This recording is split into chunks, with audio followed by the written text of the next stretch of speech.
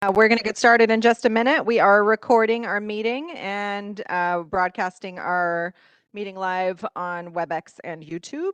So whenever you're ready, Chair Canales, we can begin. Okay. Good morning.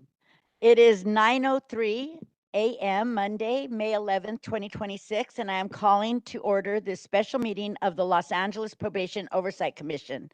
I am Dolores Canales, the chair of the commission.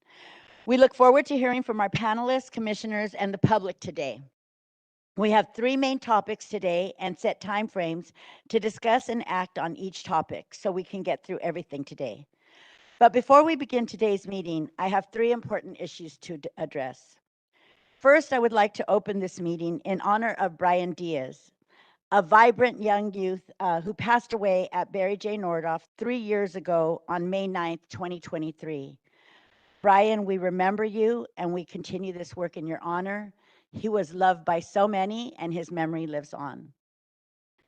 And in reflection of Mother's Day, we've lost other youth too, that their lives are just as valuable and just as important. And though it did not happen in the facilities, but in other locations, and we want to honor all those lives that are lost. And we do this work in hopes that we don't continue to lose lives. We do this work to bring about solutions. Second, I want to note that Commissioner Edward Mundo is not here today. He has submitted his resignation from the POC on April 21st to spend more time with his family. And to say that we will miss him is an understatement. Eduardo, if you're watching, you're just so missed. I consider him a mentor, a confidant, definitely somebody that did this work with his whole entire heart. He gave so much of himself, and he's going to be very missed. And so we are grateful to him for his dedicated service to the POC, to the probation department for over 30 years, and to the community of Los Angeles. Eduardo was always so willing to help and guide all of us in our understanding of the department, and he led by example, always being the first to volunteer. Eduardo, I hope you are listening right now, and I hope we see you back here to volunteer and occasionally giving public comment. And on behalf of the commission and the staff, I thank you. Tomorrow we will be posting and sending out the application materials for anyone who is interested in applying to fill Eduardo's big shoes. Please reach out to us if you are interested. Second, I want to address the remarks made by Chief Vera Rosa at the Board of Supervisors meeting on April 28th, in which he unnecessarily and incorrectly criticized the POC, calling the commission's recommendations simply wrong, not grounded in fact, not actionable, political, and not in the youth's best interest. I'll specifically speak to his criticism of our recommendation to reduce the population by changing intake and identifying youth who can be safely released from detention. The commission projected in our depopulation plan that reforms to the intake process could reduce the Los Padrinos population by 100 to 150 youth.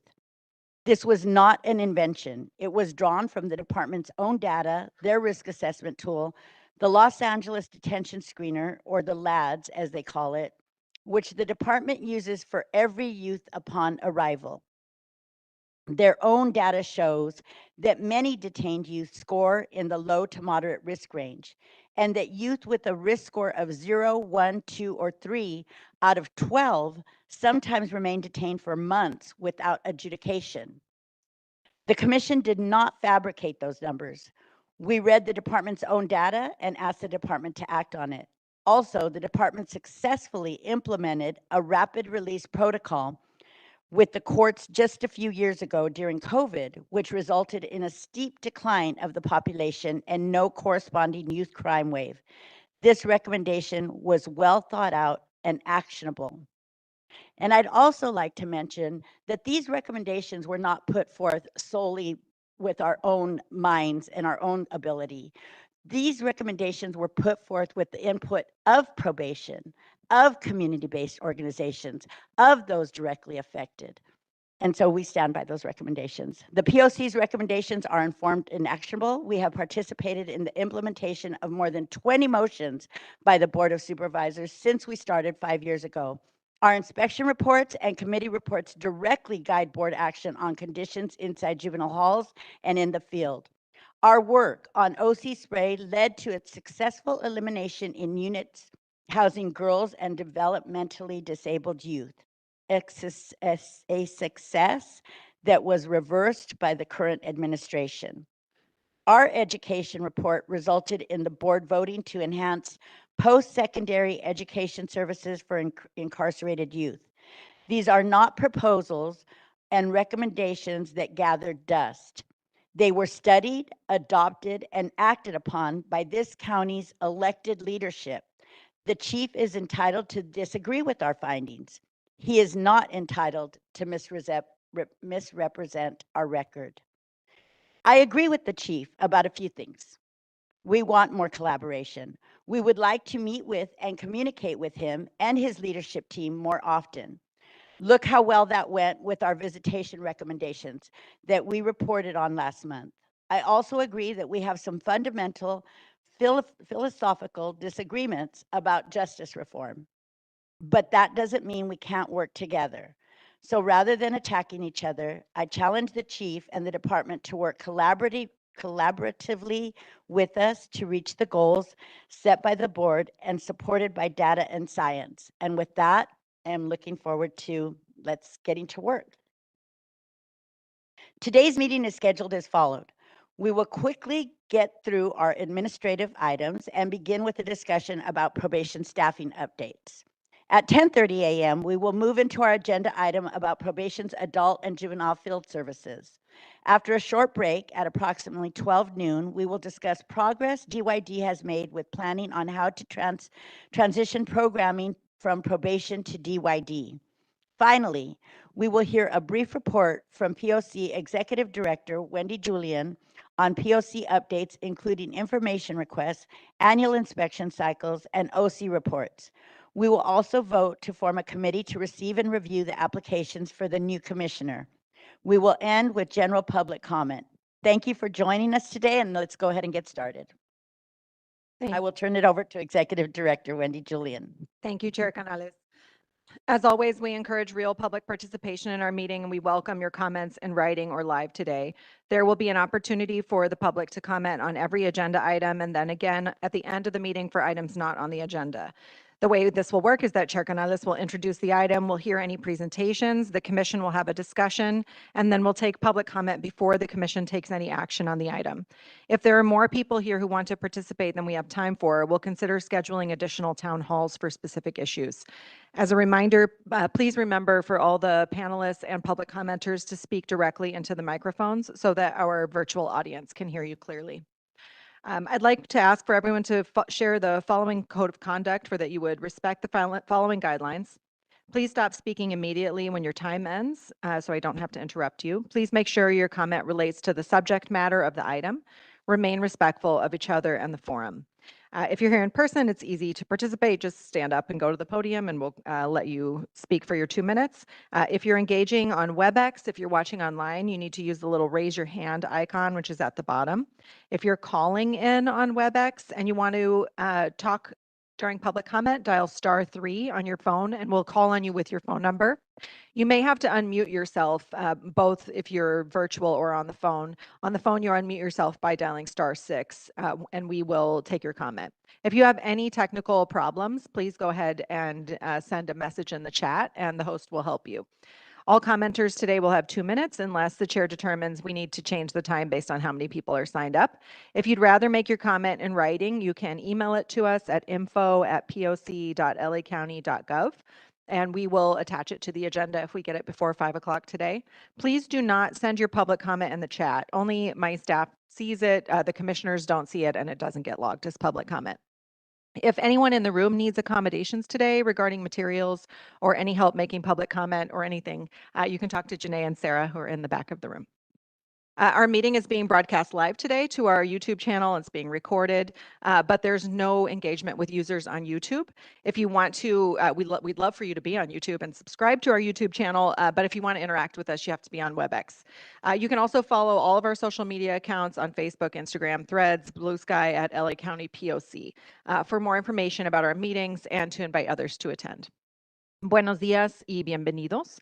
Muy feliz Día de las Madres para todas las madres que están escuchando. Ya ha iniciado la conferencia por WebEx y en persona. Si le gustaría hacer un comentario público, por favor, haga clic en la imagen de la mano. Es una pequeña imagen en la parte baja de la pantalla y abriremos su micrófono. Si está escuchando la conferencia por teléfono y quiere hacer una pregunta o comentario público, presione estrella 3 y le avisaremos cuando sea su turno. Si está viendo la conferencia por YouTube, no se puede participar. Nomás puede estar escuchando. Si prefiere hacer sus comentarios en español, les daremos el doble del tiempo y podemos ayudarle con traducción al inglés. Al iniciar su comentario, nomás avísenos o usted también puede proveer su propio traductor. Muchas gracias.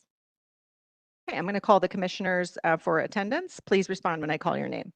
Commissioner Harris, Commissioner Jackson, Commissioner Kakani, Commissioner Meredith, Commissioner Prater is absent. Commissioner Ship, Commissioner Terry, and Chair Canales. Chair Canales, we have quorum, and I will turn it over to you. This one doesn't go. Oh, there we go. Thank you, Wendy. Let's proceed with item 2, the approval of the April 9th, 2026 regular meeting minutes. Wendy, do we have any written public comments or live public comments for item 2? No written public comments. Anybody want to make comments about the meeting minutes? Okay, thank you. Can I have a motion to approve the April 9th, 2026 regular meeting minutes? Thank you, Commissioner Ship. We have a motion seconded by Commissioner Terry. Thank you so much. Are there any changes to the minutes? Hearing none, commissioners, please vote with a voice vote. Thank you. Anyone opposed? Okay, any abstentions? Hearing none, motion carries. All right, so for agenda item 3, we will discuss and take possible action on updates from the Los Angeles Probation Department's Human Resources Division on staffing patterns and trends related to overtime costs, call-out rates, recruitment of new staff, and retention of current staff. Okay. The Probation Department was asked to provide reports on leave rates, call-out rates, recruitment, retention, and overtime rates, which have been attached to the agenda. Here to present from the probation on these items are Human Resources Manager Deanna Carlisle and Administrative Deputy Stacy Lopez Maddox.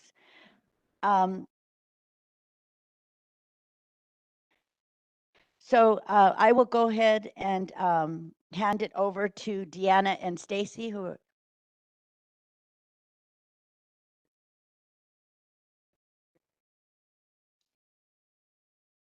Sure.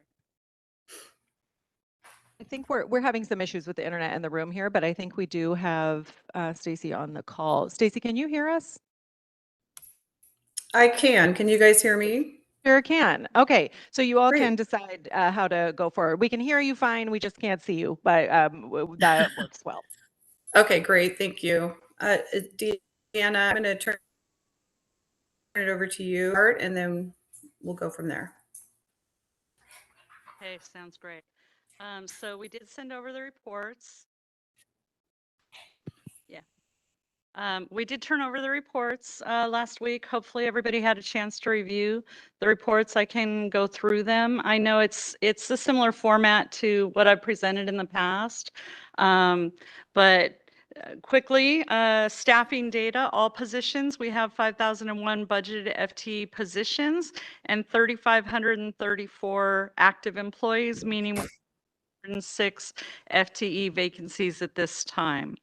For the institutions, Los Padrinos has 908 FTE budgeted positions, LP has 603, and so LP has 305 FTE vacancies. SYTF, Barry J, Kilpatrick, KC, there are 383 full-time budgeted positions and 333 active employees with 50 full-time vacancies. So that is the staffing data. I'll move into recruitment for the next part. So I did send over some links. Hopefully you had a chance to look at those links, but basically I outlined our recruitment outreach strategies. So we have a series of social media ads: Facebook, Instagram, X, YouTube, Google, Threads, TikTok, Step Up. And we have some videos on LA County Probation is hiring on YouTube. I would encourage everyone to look at those. There's one called Be the Change and one called Begin Your Legacy. They're actually really meaningful, and they were done by staff who talked about their experiences to hopefully encourage others who have similar sort of passions and desires to help to do similar things. So I would encourage everyone to check out those links. We also have radio ads. You may have seen billboards. We have revamped our landing pages for open and lateral positions. We have specific military campaigns. In 2025, we attended 124 in-person events, 26 veteran events, 29 college events, and then a whole lot of community events. So far this year, we're registered for 107 2026 events. What we're doing with our analytics is we're looking at which events really bring us positive connection. So we're still focused on going out and talking to the community, but for a recruitment perspective, we're really looking, yeah, from a recruitment perspective, we're really looking at which recruitments are, most meaningful, which ones bring us the most contacts and validated applications. So that's what we're really focused on right now, is really quality versus quantity. So we're trying to hone in. So that's why there's a few less live events. But what we've also started doing is virtual career fairs. We hosted one on February 10th, and another one is tomorrow. And we have more to come in the year. And then what we've also started doing is application workshops, because applications for the county can be a little intimidating for some people. And we want to make sure that they understand what the application process is, not just the electronic application, but what comes after that, what we review and backgrounds and things like that. So we held application workshops on February 26th, February 28th, and we'll be holding one on May 28th and one on May 30th. I also want to talk a little bit about our staff retention strategic plan. So we've developed a comprehensive staff retention strategic plan with the goal of strengthening our workforce stability in our juvenile institutions. So the strategy centers on 7 objectives. Basically, understanding why our employees join us and stay with us, improving engagement, wellness, ensuring high quality training, expanding career pathways, maintaining competitive compensation, strengthening onboarding and early career support, and institutionalizing monitoring and accountability for our staff. So we think with these recruitment strategies that we're going to be able to retain staff and retain high quality staff.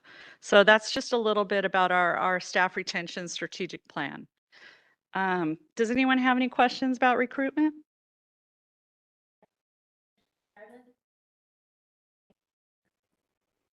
Actually, it's more of a comment. Last month, I was doing my military duty down at Joint Forces Base Los Alamitos, and I came across our recruiters down there. They're doing an outstanding job. I was just going to suggest that we also should reach out, if we haven't, to Work for Warriors, which is an organization hooking military up with the civilian jobs. Yeah, if you can send me information about that, we'd be happy to look into it further. Thank you. Commissioner Kakani? Sorry, I know you included a bunch of strategies, I think on the first page, the social media ads, radio ads. This whole campaign started in 2024 or before then? A little bit before then. 2023, 24 really is the initial push. Okay. And so just wanting to gauge the impact of that. So it sounds like in 2023, it maybe had the greatest impact. And since then, it's really only resulting in, I don't know, 98 to 72 to 27 hires. So I'm just trying to understand the impact of these strategies. yeah, so we continue to see ebbs and flows in applications and things like that, but our applications have remained pretty strong overall. We're seeing for the DPO1, we're seeing over 325 on average per month coming in. And so we continue to focus, but the reality is all sworn police, fire, everybody is having a challenge right now in recruiting. It's not just limited to us here. And so we think we're pretty competitive with partner agencies throughout the state and the country. But we're working with a firm, and I think I've mentioned that before. We're working with the firm CPS on our social media strategy to try and, really get to those candidates before someone else does. We've explained before how we've really honed in on our background process, and we feel we're very competitive in bringing that down while maintaining, of course, the quality of the candidate. So all of these strategies tie in together, but the reality is it's a really difficult job market right now, especially for this type of work. And we do want to make sure that we bring in the right people. And I think we're all on the same page on that. We want to bring in people who really want to do this work and they want to do it well. So given all of those things, yes, there are challenges with hiring, but we are maintaining a pretty good steady flow overall of applications and applicants. Thank you. Any other commissioners have? Yes, Commissioner Jackson and then Commissioner Ship.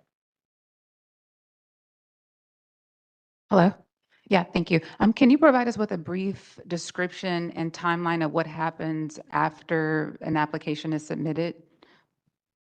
Sure. So when an application is submitted, it goes to our exams team for review. They check to make sure that all the minimum requirements are included within the application. So if, for example, college degree, experience, things like that, they check basically whatever's contained within there to see if the applicant will pass to the next stage. If they do, they receive a letter telling them that they're eligible to continue, and we set up for the exam process. Our exam process is taking anywhere from 30 to 45 days, and that includes a written exam, an oral exam. From that, we promulgate a list, and applicants then will go into basically the background process. So anybody who is promulgated onto that list, we send them a conditional job offer. From the conditional job offer acceptance, then they go into live scan, background, and all of that process. That's taking right now about 90 days. And then once they get through that, they have their medical, their psych, and their I'm sorry, polygraph. And then once they complete all of that, they're eligible to start the next class. So the academy. So altogether, that time frame, every step of that time frame, we're monitoring very closely to see where any problems are, any time frames to try and stick to our time frames. We have some challenges right now. Our backgrounds unit is a little short-staffed, so that is adding a little bit of delay. Hopefully not too much, but we're working on that as well. But overall, we're maintaining the kind of timelines that we implemented in 24-25. And it's looking like it's taking approximately 1 year to get from the application stage to the. A little bit under, yeah. A little bit under. We're shooting for 8 to 9 months. Okay, and that's standard. Yes. Okay. Well, for us, Yeah, yeah. that is not standard in the community. Right, right. It can take much longer for other agencies. Commissioner Ship and then Commissioner Harris. Yeah, can you talk a bit? I mean, I remember us, the probation department, trying to find people with military backgrounds. For the people that you did hire, can you speak about what type of backgrounds that they have? Are they youth development experts? Are they military staff? Are they former law enforcement? And what you all are looking for at this point? I don't have the breakdown for you. It is a mix of candidates.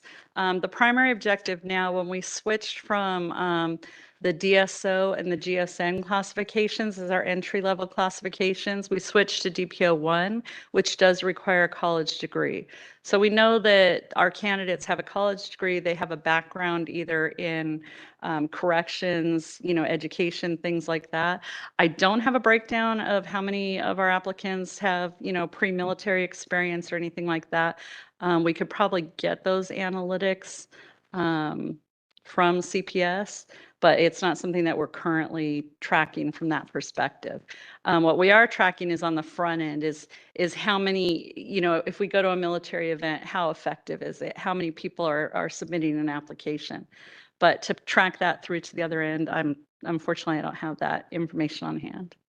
The reason I ask is because, I want to say this was last year or maybe 2024. I made a suggestion to the chief about getting people who are already doing similar work, people who work in housing, who work with these same youth, or people who are caseworkers, to allow them to apply as well. And some of them do have degrees. And so I don't know if he has taken that suggestion, but it would be good to find out if he has.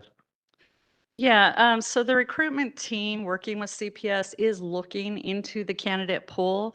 They have a lot of analytics. Like I said, I just didn't come with that information for you, but what they're looking at is our target audience. And so the suggestions that you've made and other people have made, that is our target audience, and that's who we're trying to get. We're trying to get people who have that experience, who have that education, and of course have that desire. Thank you so much. And Commissioner Harris, and then we'll move on to hear from Administrative Deputy Stacy Lopez Maddox, so the commissioners can ask questions of her too. Go ahead, Commissioner Harris.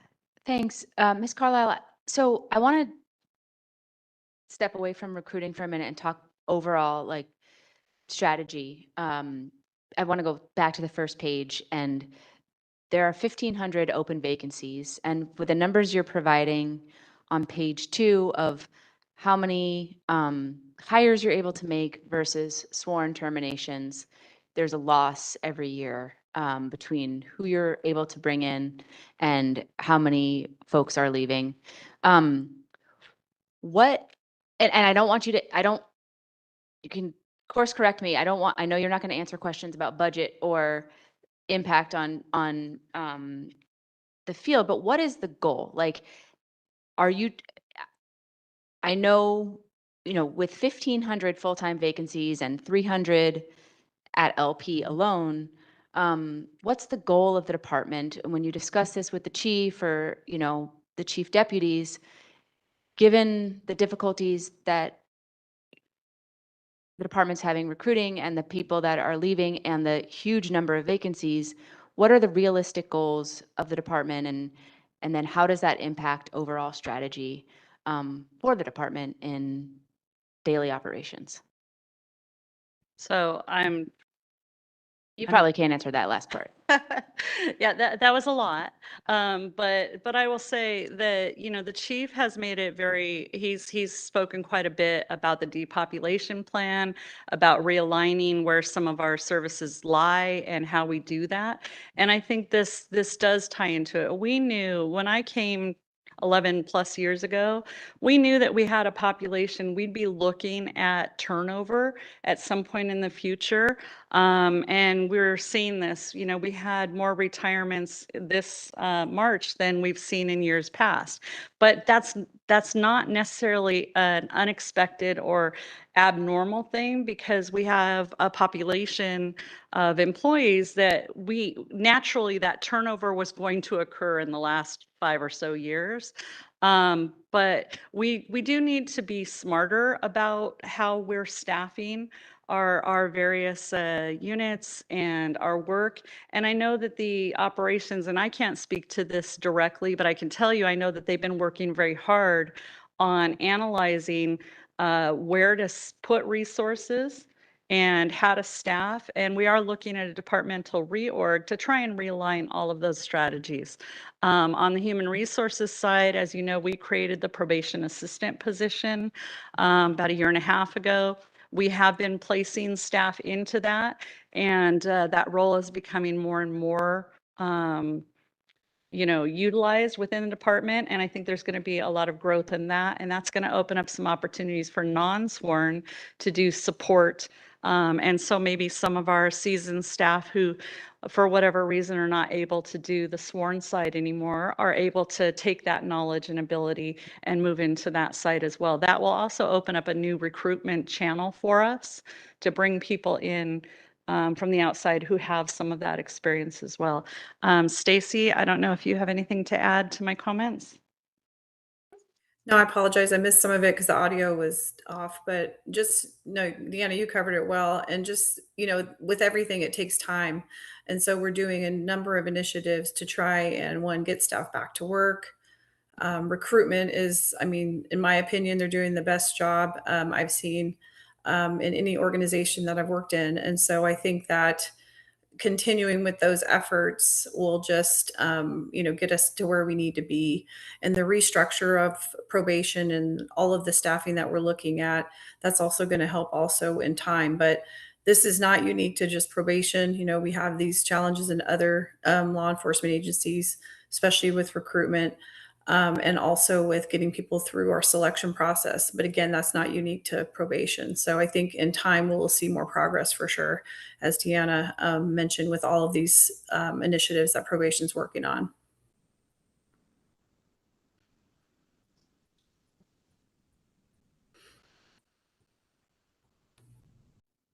Okay, so yes, Commissioner Meredith and Commissioner Jackson next.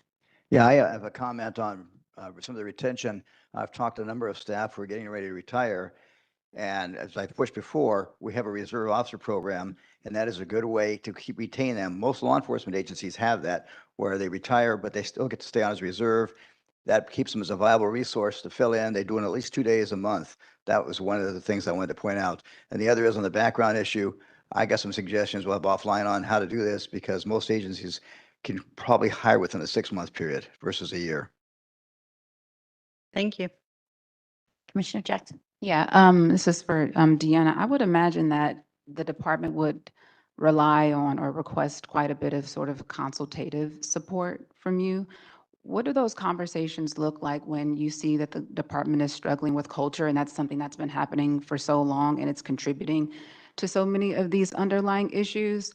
I really want more information about the strategic plan and how you guys are focusing specifically on some of the wellness components, but I would also like to know kind of how those conversations look and how you're advising them with more of an external perspective versus someone, you know what I mean? Like how are you advising them? So we actually developed, the department developed 3 strategic plans, primarily in response to the monitor and, getting some information about how we're rolling out these strategies. We've had a wellness plan in place, a formal wellness plan in place since 2019. And I think I've talked about that before. It includes like our peer support, wellness support for employees, probation support systems, the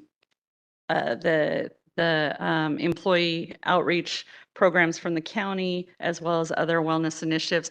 But we did 3 strategic plans to try and really actionize those. We've done a wellness strategic plan, a recruitment strategic plan, and a retention strategic plan. And each of those strategic plans, basically we broke down the actions that we're going to initiate to try and really ramp those up and support the framework that we already had in place, but with targeted timelines. So 30, 60, 90-day timelines on things like employee recognition, employee support, outreach. Last week, we sent out a new recruitment for peer support volunteers. Many of our peer support volunteers had retired. We also reached out to our retired former peer supporters to see if they would be interested in coming back. And Don, I will say that we have one starting with us through the deputy, what is it? I'm sorry. Reserve deputy. The reserve deputy program, thank you. And she is especially interested in peer support and will be helping us to, upgrade and support the peer support efforts. So we're doing a number of things.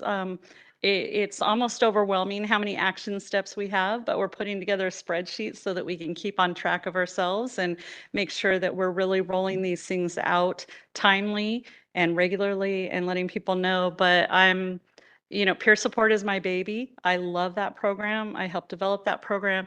And I'm really excited that we already have about 25 of our staff who've expressed interest just since we opened up the application period. And that's a voluntary program. They use their own time. We provide a 3-day training for them, and then they provide services to their peers. So to have 25 staff who've already reached out within the span of a week is pretty nice to hear. Yeah. Are there any real measurable outcomes that you'd like to talk about? I feel like we just are always presented strategic plans and there's nothing material that ever really comes out of them. And I know it takes a long time to cure culture, you know what I mean? But it doesn't feel noticeable when I'm doing my inspections. It feels like there's a lot of patching that takes place with these strategic plans, but no real meaningful, measurable thing being done. So as part of all of the strategic plans, what we also did, as I said, we did an action plan and data is part of that. So we have 30, 60, 90-day outcome measures that we'll be tracking for each one to see, did we do what we said we were going to do? What was the outcome? We also have developed some surveys to go out to staff. Those surveys should be rolling out shortly. We're planning on doing 4 short culture surveys on 4 different topic areas to go out to all staff, and we'll do that every other month. And then we'll take the data from that and we'll review it, and that will go back out to the executive team and to the bureaus so that they can inform future decisions. So we are trying to make things, as you said, not just to do them, but to see what the impact is and then to take that and make future decisions for the next move from that. Yeah, are you planning to submit some of the results to the commission so we have an understanding of how those surveys are working and if the strategies are effective? Yeah, we can do that once we have that data gathered, yes. Yeah, thank you. And a rough timeline, just so we can, as a commission, have an understanding of when they'll be effectuated and when we can expect to hear back. So because we just rolled out the plan, we're looking at our first updates in June, July. And hopefully we'll have some data on the first actions by August. Thank you. Commissioner Kakani? Sorry, I was just trying to understand the numbers, and since the chief made reference to facts, just sometimes trying to get them is very challenging too. So of the 603 active employees at LP, does that also include folks who are on leave or continuous leave, or are those people who are actually showing up to work?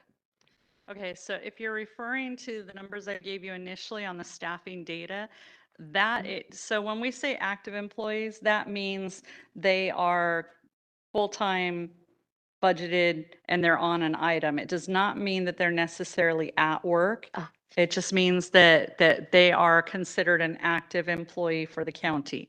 So that's why the leave data, and we haven't gone into the leave data yet, but that breaks down those numbers for you in both overall departmental and then within the institutions. At the last page of the packet. Okay, so then of the 603 active employees at LP, I guess it's for this last month, there were 101 who are on continuous leave. Am I reading that correctly? Yeah, let me switch over to that page. Yes, that is correct. Currently, there are 101 who are on continuous leave out of LP. Okay. So hopefully 502 folks then Yes, are able to come to work. yes. Okay. That's all. Now, I will point out that we also have staff with approved intermittent leave at LP. And so that can be challenging on a day-to-day basis because intermittent leave means we don't always know when they're going to be out, but they are approved for a certain period of time, whether it be once a month, once a week, those types of things. But they're considered, if they're assigned to the institution, even if they have intermittent leave, they're still considered full duty. They may be working, the majority of their time, but they have an intermittent leave on file. Okay, and then I know you shared sworn terminations, but in terms of retirement, is that a separate number? So we use the term termination to mean any separation. So any type of separation, meaning they could transfer out of the department to another county department. They could resign, they could go back to school, or they could retire. Those are, or they could be dismissed. Those are the primary, but termination just means any separation from county service or from the department service. Okay, that's helpful. And then you referenced, I think I heard you reference the depopulation plan as one of the strategies to address the fact that you are losing more people than you are hiring on a consistent basis? Well, Did I hear that correctly? if I implied that, no, what I meant to say, to clarify, is the depopulation plan is what is basically instructing all of our reorganization. So with that framework, it's the framework. With that, the bureaus are now going back and looking at all of their units, looking at all of their functions, and seeing where they need reorganization. Seeing where, okay, maybe this unit needs 10 people and it has 20, but this unit has 5 and needs 8. So there's a lot of reorganization going on to make sure that all of our items and positions are strategically placed to support that overall framework.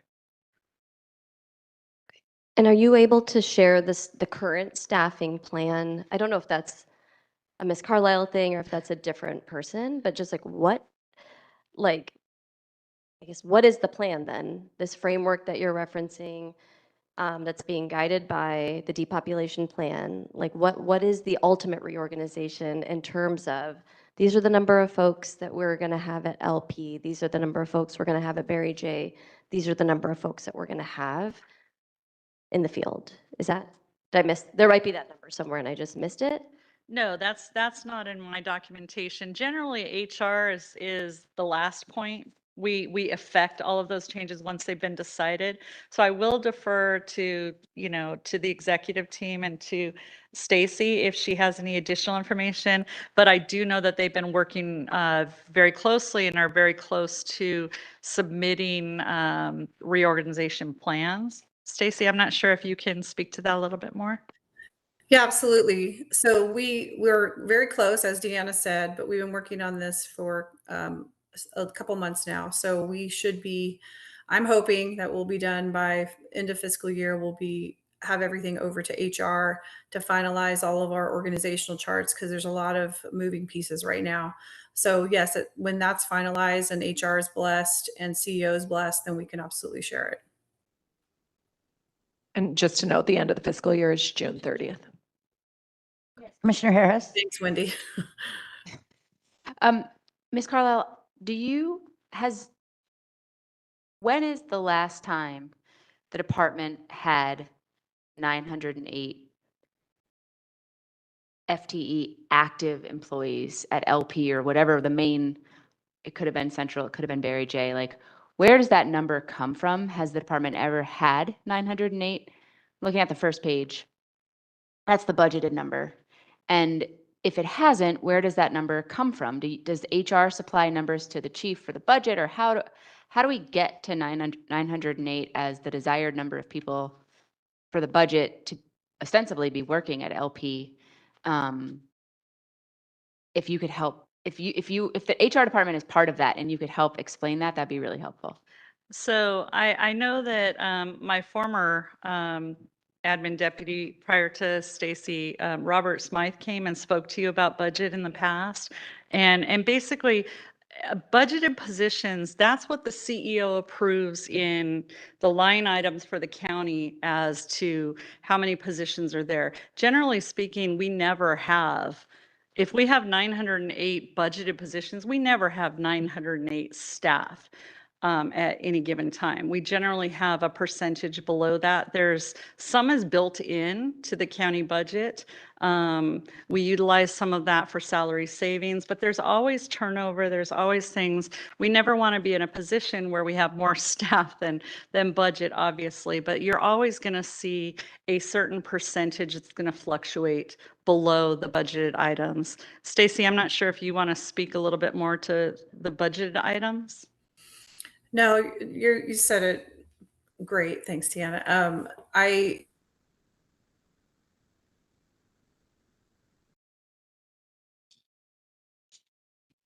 No, it's frozen.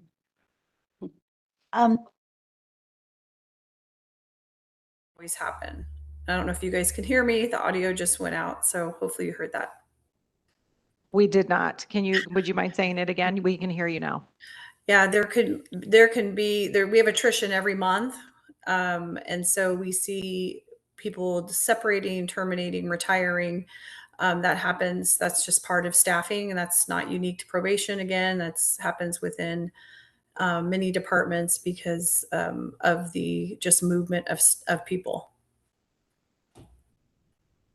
Thank you.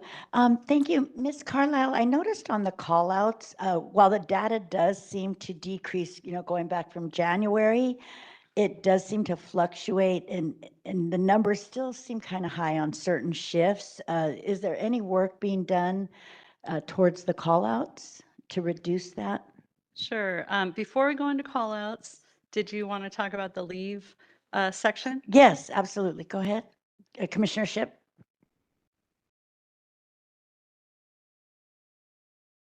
Yep. All right. I do have one more question, because I do see the 908 full-time employees budgeted positions, right? Can you talk a little bit about the redeployment, the recent redeployment? We were just at Los Padrinos, and a lot of the staff either were redeployed some years ago, they just were redeployed a couple weeks ago. Can you talk about, are you trying to meet the 908? Did you redeploy 300 there? Or what does that look like within the staffing data right here? I know it's not reflected, but what are we missing from here that we need? That's a good question. So no, the budgeted items is not necessarily the concern.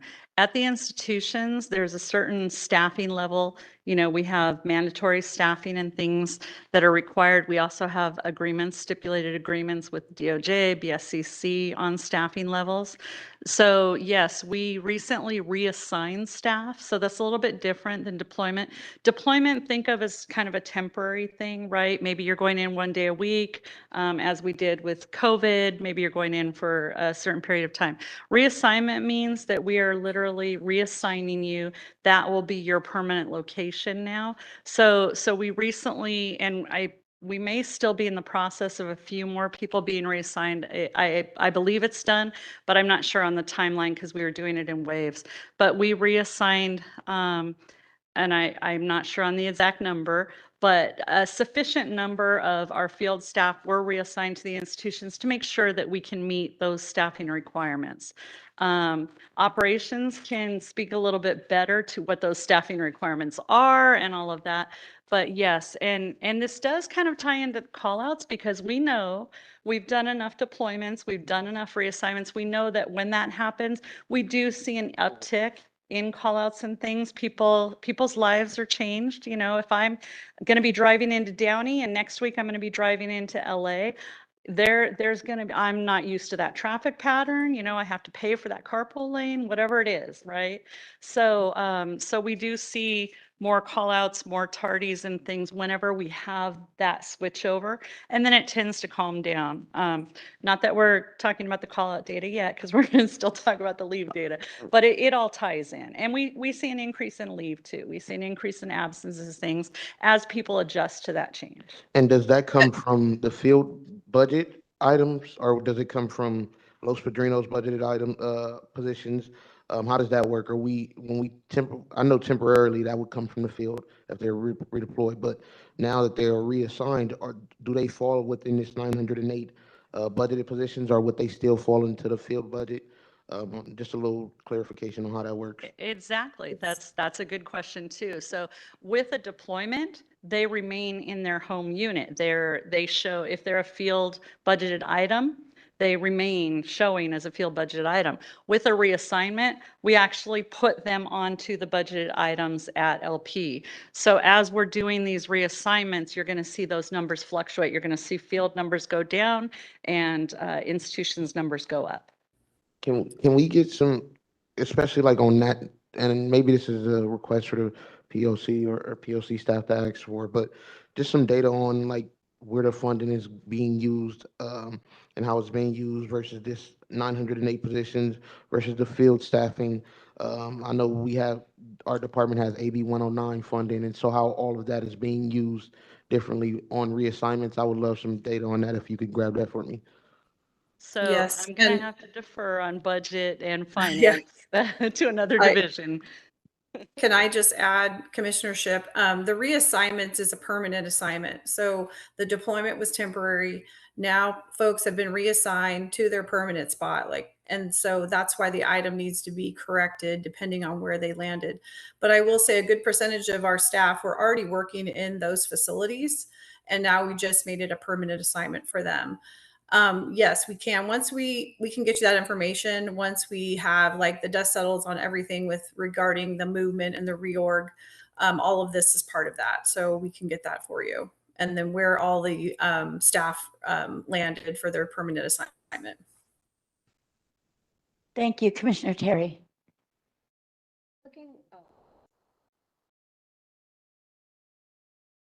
I'm looking at the sworn examinations, DPO1, and it seems like the biggest drop, or one of the biggest drops, is happening from conditional offers made to candidates currently in the background process. So does that mean we're losing a bulk of people once an offer is made, but maybe they're not passing background? Am I interpreting that correctly? And if so, what are some of the reasons why people aren't passing?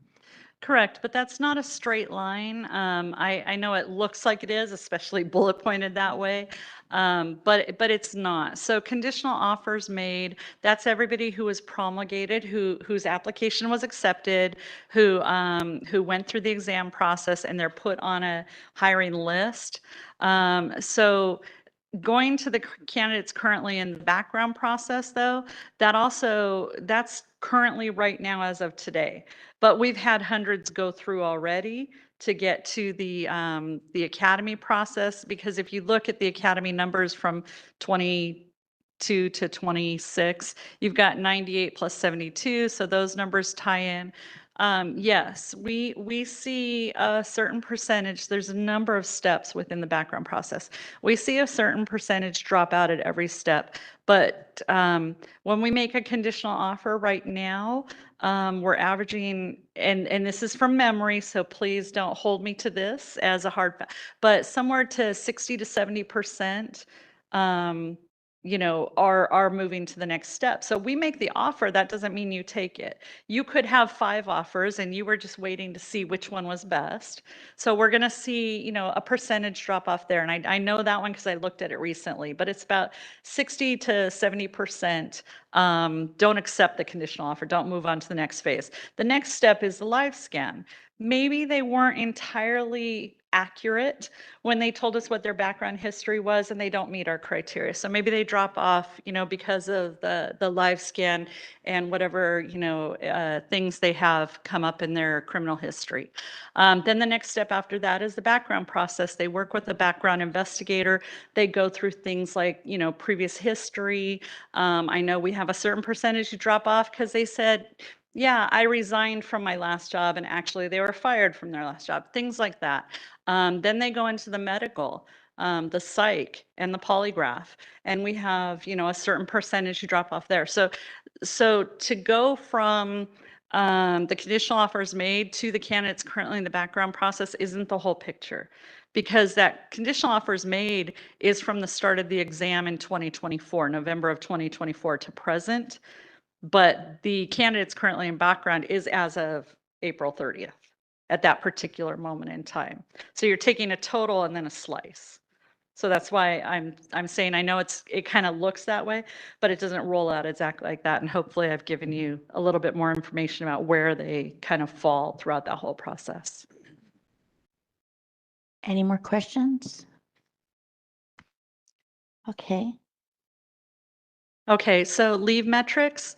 I've attached leave metrics, number of staff on continuous leave of absence throughout the department, and number of staff with improved intermittent leaves of absence department-wide. And then we break it down for you into the number of staff on continuous leave of absence, LP, Barry J, and Central Juvenile Hall. We get a lot of questions about Central Juvenile Hall. As we update our budget, again, the budget side, we have allocations. So these are where those allocations are. They're not actually at Central Juvenile Hall. You know, they may be in other places, but that's why it's broken down. We did get a request now that Kilpatrick has become, you know, sort of a one-stop SYTF, juvenile hall, et cetera, for the young ladies. We'll be trying to align that data, but because it's not budgeted that way yet, once we get the budget updated, you're going to see these things shift. But basically, the institutional continuous leave of absence does include anybody who's budgeted now and reassigned to these positions. So we have the continuous leave of absence, approved intermittent leave of absence, and then on the last page, what we've broken down for you is department-wide. We've gotten a lot of questions in the past on employees on temporary modified light duty. There's been a lot of discussion about that. So we did a shift early this year. All of the bureaus went back and identified additional assignments that we could put light duty staff into to assist, because we had a number of staff at home waiting for those assignments. I think you've heard about our rotational process. Well, if we have assignments available, we would prefer to have everybody back at work doing whatever they can do, even if it's just a percentage. And so in the last month, we have made a concentrated effort to bring just about everybody back. I think we have about 15 people who are eligible for a modified or light duty assignment currently at home, and we're working through trying to bring back everybody we can to fill any of those gaps and to assist us. So if you look here, we have 283 employees on temporary modified light duty assignments. It says 41. I can tell you as of this morning, it's down to about 15 because we're actively working on this. So the 283 has gone up and the 41 has gone down. We have 56 employees with permanent work restrictions. That means permanent work restriction that's incompatible with their current position.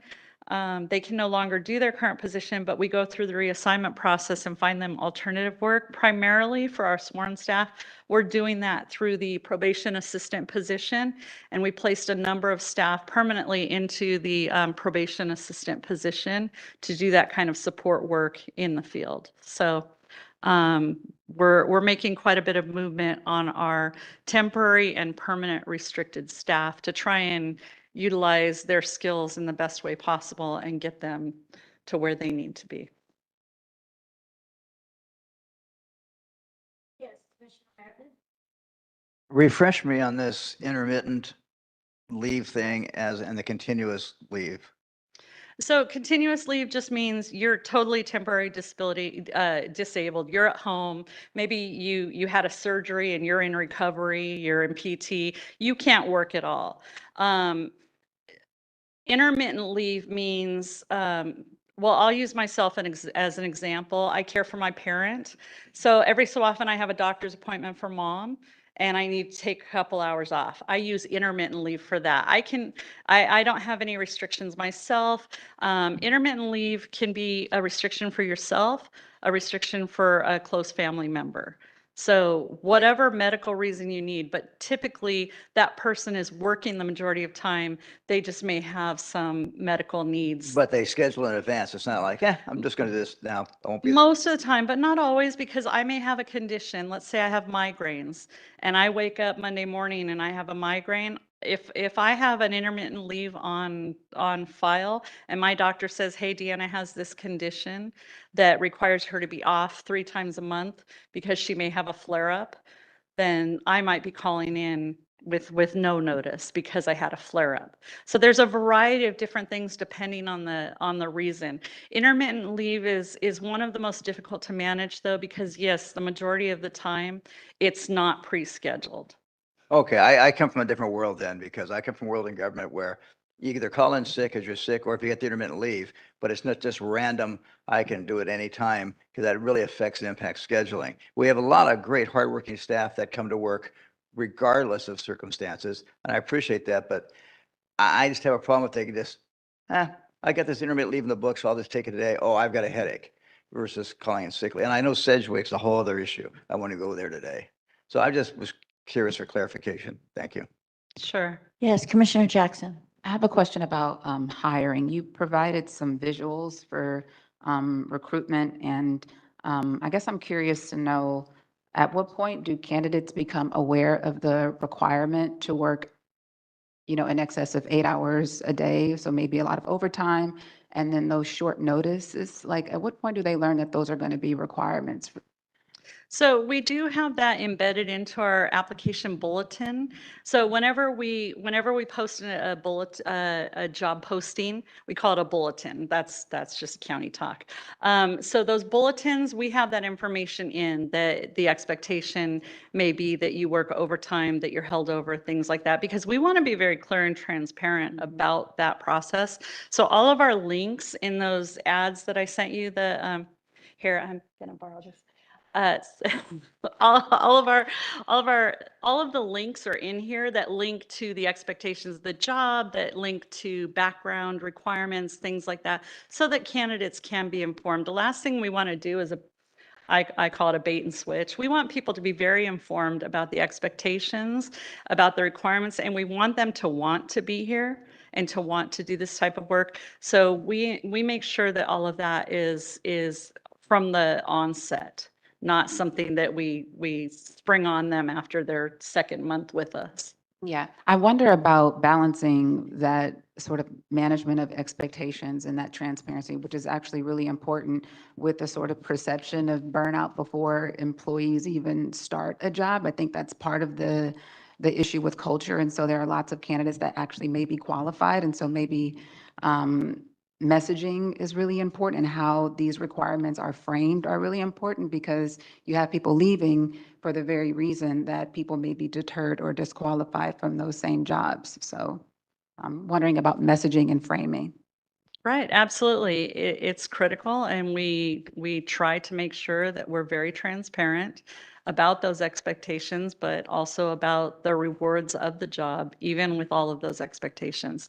I would encourage you to go ahead and look at all of our material and the links, and if you have suggestions, please let us know. Can I just add real quick?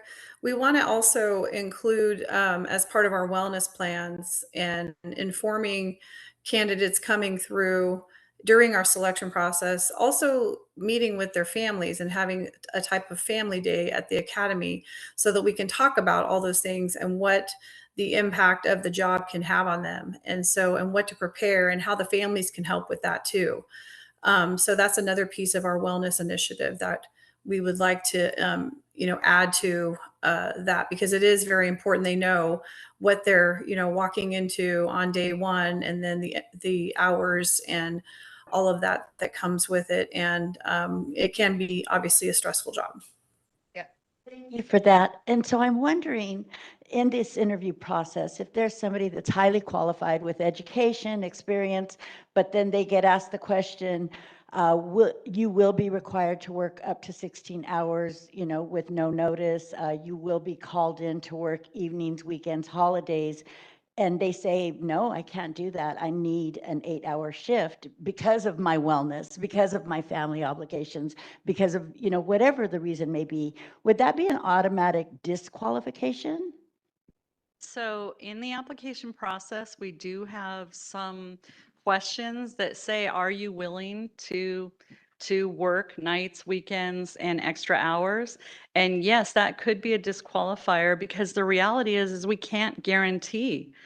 We can't. If we have a certain staffing requirement and we have only a certain number of people, then the reality is somebody needs to stay and provide that information. Unfortunately, we don't have the luxury of being able to clock in 8 to 5 in this type of environment, but we're trying to be very clear with people about what that expectation is, so that they know at the front end, so that they can, work their lives sort of understanding those requirements. And as Stacy said, we're looking at strategies to support that on the back end, talking to families about those expectations, talking to staff about the expectations, and initializing wellness strategies and things so that people are healthier, so they're not as sick. They're not calling out as often, so that they feel that they have the support systems to be able to get through those times. And the reality is the holdovers are because of our staffing problems. So the more staff that we're able to get in, and the more staff that we have assigned to these particular locations, the less prevalent that's going to be, holdovers and things like that. Thank you. Yes, Commissioner Terry? But is there any balance you can have with maybe hiring some people who maybe can't stay for these extra hours so that you are increasing the number of staff to then reduce the number of holdovers? Because I see what you're saying where there's a mandate with the staffing, but then it seems like a lot of people who have something to offer would just be disqualified because they're not going to commit to a 16-hour shift. But then on the other side, it's like, well, but once you're hired, we really care about your wellness. But it would seem like there would need to be a balance to hire more people up front to help with the holdovers. Or is there any data to show if that practice is working, or like best practices other counties use or something? So I'll go back to the probation assistant position. That's a non-sworn position, but it's very specialized, and the work that they do, we're looking at rolling that out into the institutions as well to support the peace officers with things like reporting and things like that. And because it's more of a administrative operational position, it's not going to have the same types of requirements. I mean, the reality is you don't have to be sworn to work over 8 hours too. But of course, we have to look at those strategies. But for sworn staff, that is a part of the duty. And our goal is to try and get enough staff in there that it's only necessary periodically. It's not the norm, it's the exception. That's our goal in staffing. Thank you. Commissioners, any other questions before Ms. Carlisle moves on to her presentation? Okay, so I know you had questions at the front end about call out data. So we have a staff scheduling unit now that is doing scheduling for the institutions, and they're tracking this call out data. I have the numbers for you. I have some of the information about it, but hopefully the numbers speak for themselves. I'm just going to point out that in January 2024 at Barry J, the monthly average call out was about 12%. It's come down to about 9%. And at Los Padrinos, it was 16% and has come down to 8%. So we do think we're making significant headway. Again, shifting how we're doing deployment versus reassignment, how we're staffing up to make sure that there's adequate coverage and things like that. There's a lot of strategies, I believe, that go into this overall, but you can see that there is a significant decrease in the rate of callouts. Thank you for that. And the reason I had questions about callouts is because I know, visiting the facilities, I've had probation tell me when they do get reassigned or deployed, and, they're trying now to change their whole agenda to, drive out 90 miles and having somebody to pick up the kids and transport and things like that. And their only choice sometimes is a call out. And, so it's like working with communication in doing those moves and reassignments. And I'm wondering if the commissioners have any questions or comments that they'd like to make. Yes, Commissioner Kakani. So I'm just trying to make sense of the numbers. So I'm just looking at like April 26 at a Barry J, right? So you have 197 callouts, but then you have 460 no call, no shows. And the shift scheduled, whatever, 2,488. So you have an 8% call out rate here, but that doesn't include the no call, no show, because I'm pretty sure, just like quick math, 460 is not 8% of 2,488. So we do know that at Barry J, we have a data problem with our no call, no show. A lot of the staff were not using the no call, no show system. So we expect those numbers to to change significantly for Barry J in specifics. In the no call, no show, those are overstated. They're not actual. So when we get a no call, no show through the system, we have to validate that and have the supervisor go out and check. Unfortunately, there are some errors that are happening and staff weren't using the no call, no show system. So other staff supervisors were entering in. So the staff scheduling unit is aware of that problem and they're looking into addressing and making sure that it's being utilized properly and that the numbers that we're getting back from that. But they did tell me before I came that there's a little asterisk on the Barry J data for the no call, no show, because there's some problems with the system and staff utilizing it properly right now. What's a little problem? I don't know. And how long has this been a problem? And I don't know. I don't know the answer to that because again, this data that I'm bringing you is not data that I manage within HR. It's managed now within staff scheduling, but there are some anomalies and we think it's a combination of staff not using the system and then the information being entered into the system by supervisors, officers of the day, things like that. So there's a mismatch there. Okay. We're trying to get that cleaned up as soon as possible to make sure that that data is accurate.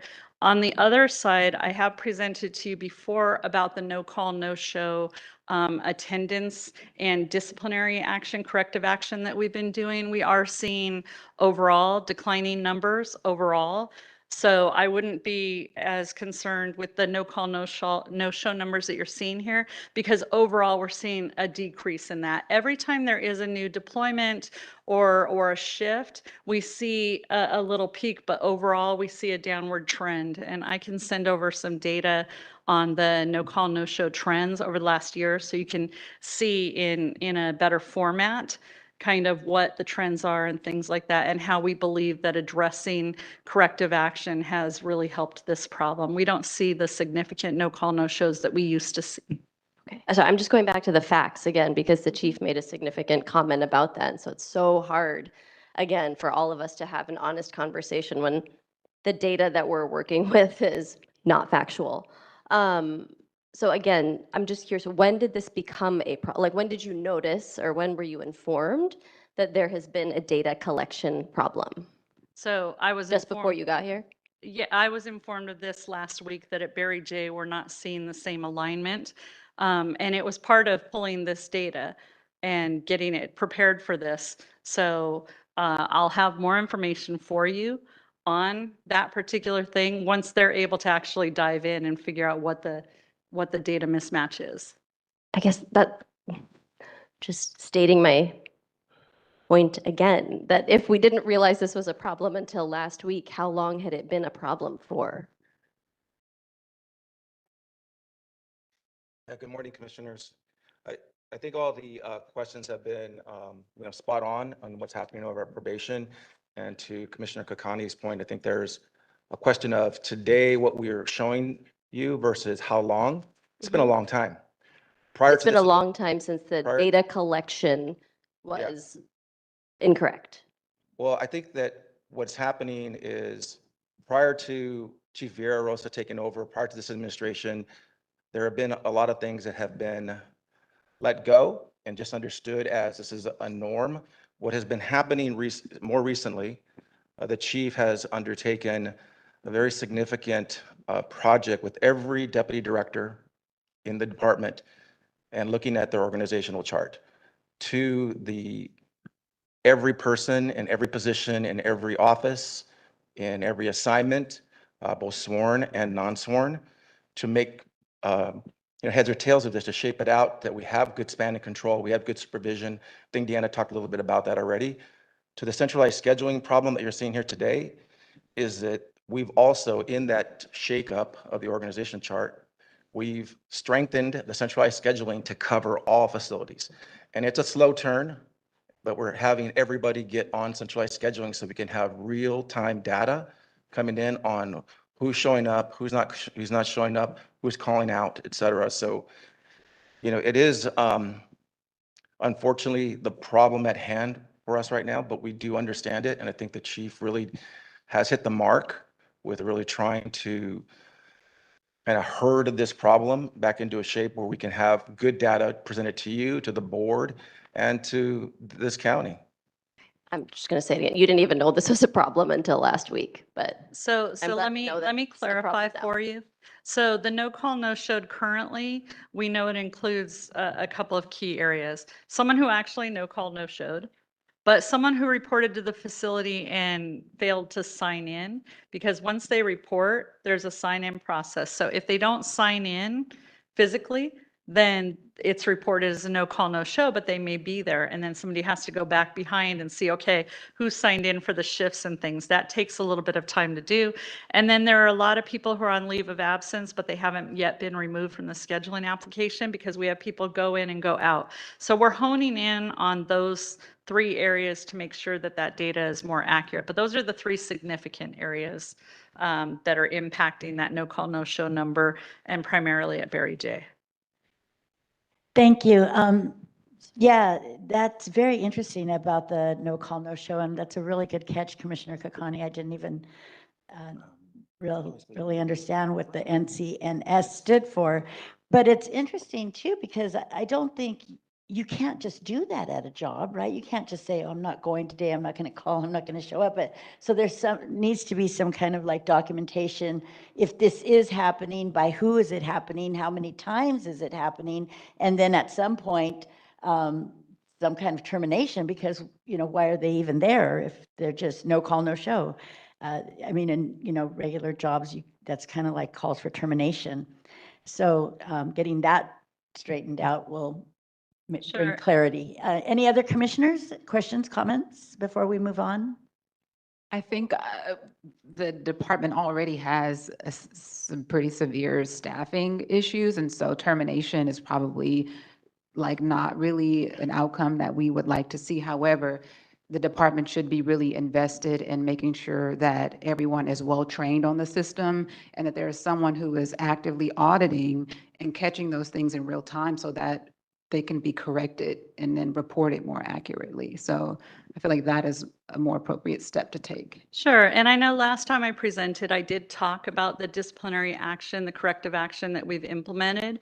We've done over 1,000 corrective actions. The majority of them are notice of expectations, which is simply, as you said, reminding people what the expectation is, what they're supposed to do if they can't make it to work, if they no call, no show, if they're tardy, et cetera. So we've issued more than 1,000. We have had a couple of terminations of people due to attendance, but the majority of it we're able to address at the lower levels at, maybe a letter of reprimand, a notice of expectations, maybe a short-term suspension, so that they understand how important the attendance is. Because again, we wouldn't need to have more people if everyone showed up timely. We wouldn't have to have these holdovers and things. We have enough staff in our budget, hired active employees.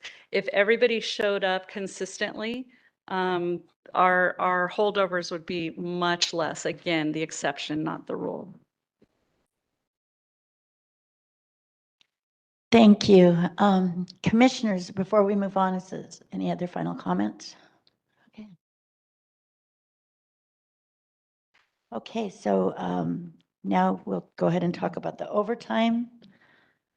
And that's going to be Deputy Stacy Lopez-Maddox. Thank you so much.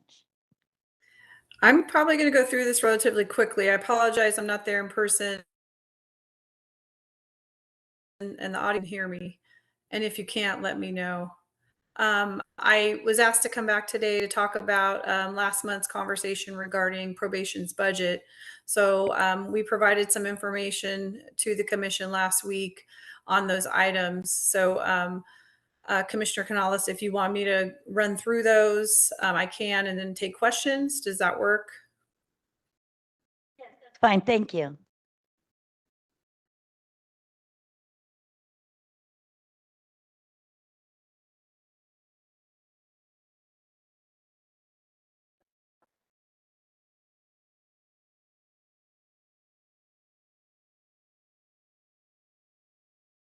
If you could hear us, but we are not able to hear you right now. So I'm not sure how long we want to do this. Keep playing with the audio or just. Okay.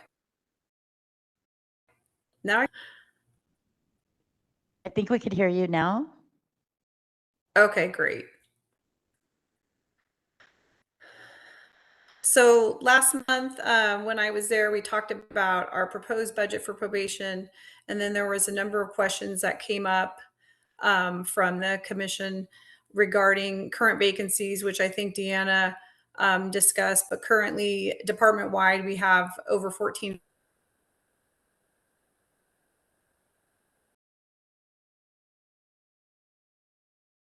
We're not able to. I feel like we're doing a Verizon commercial. Can you hear me now?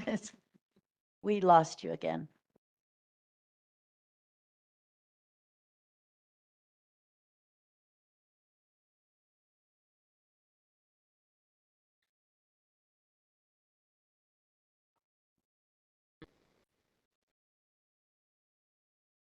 To compliance with DOJ settlement and the implementation of the deregulation plan. We missed a big portion of your presentation. You just barely came back on.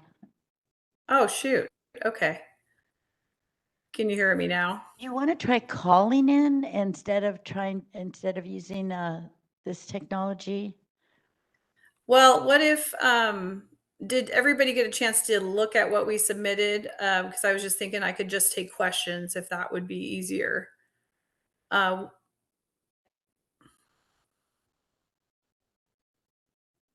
There is a one-page PDF attached to the agenda and in the commissioner's packets called County of Los Angeles Probation Department Field Offices Overtime Hours and Expenditures Charging to Halls. Oh, okay. I can address the overtime piece if that's what's needed. I was going through the items that we submitted from last month. No, those items are not on the agenda today. That was just the response to the motion. So those items have been received. That was the item on the agenda last month was regarding the budget, and those items were received on Friday. They've been attached as well. The commissioners received them on Friday, but the item on the agenda right now is just the overtime. That's the only remaining.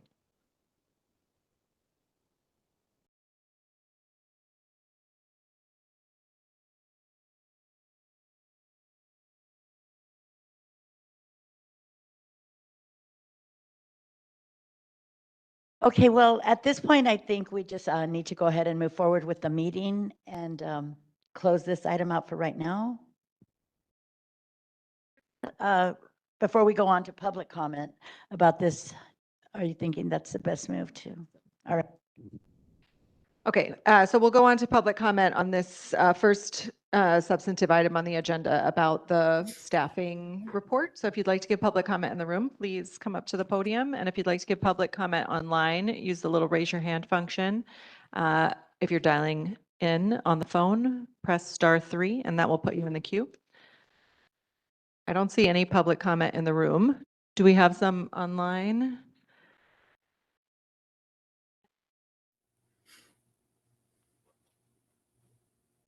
Maybe if you just say it, I can hear it.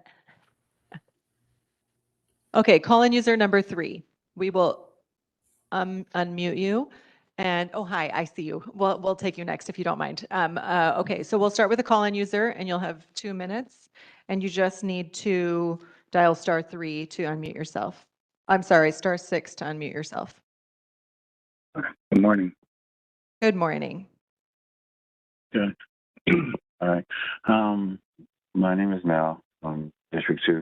I had a couple of things. One, there's a line that says it's cheaper to keep her, or maybe cheaper to keep him. And I say that because there seems to be a significant amount of resources that are allocated towards recruitment.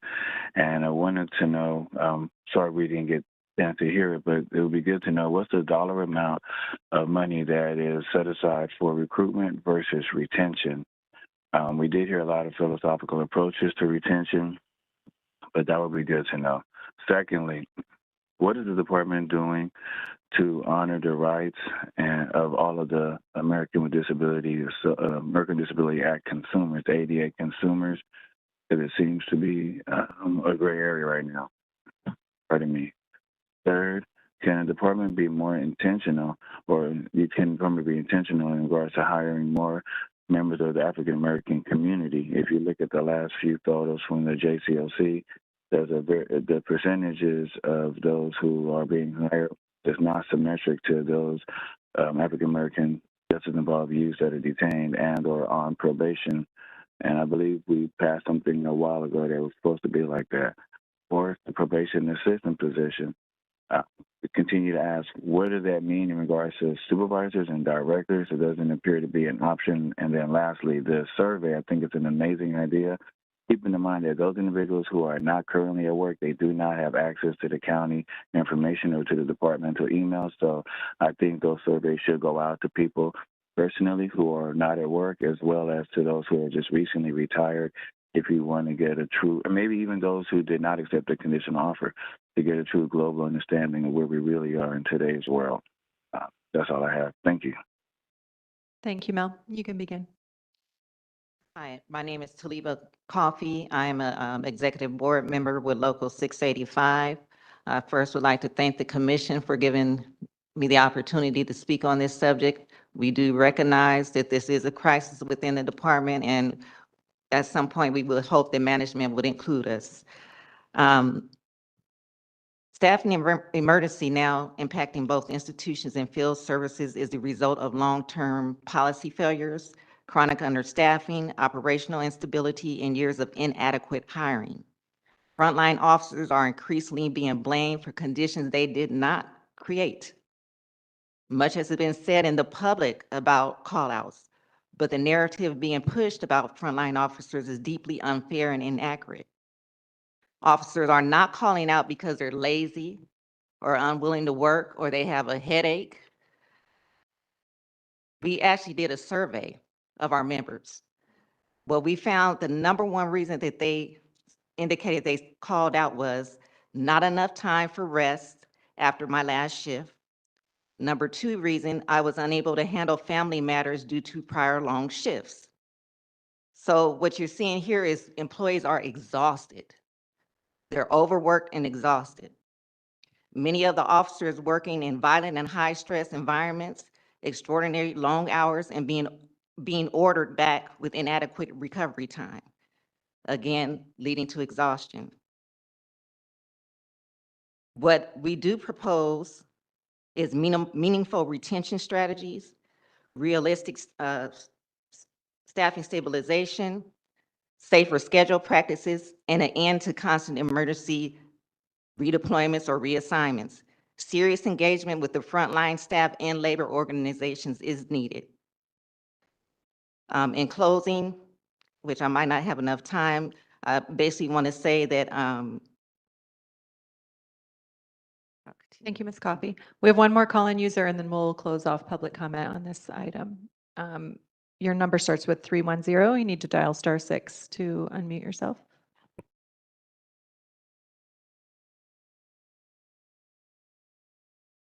You go ahead and try to speak. You're unmuted on our side. Hello? Hello? Yes. Can you hear me? We can hear you. Okay. Great. On the application process, there's a difference between may and will, as Ms. Carlisle said. It says on that process, your education, experience, and leadership abilities are not considered if the applicant does not agree to work a 16-hour shift on the questionnaire. I just want to make sure that's a big difference. Applicants are being rejected because of that one question on the questionnaire prior to even looking at the education, experience, or leadership abilities. Thank you so much.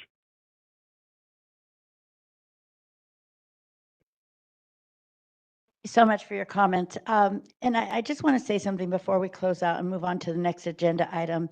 Ms. Carlisle, I'm not sure if you caught it, but in your presentation of the call outs, and you mentioned you noticed an uptick, that an uptick is noticed during deployments and reassignments and everything like this, and it's repetitive. And, you know, just putting this in layman's term, Friday, my grandson is graduating in the evening.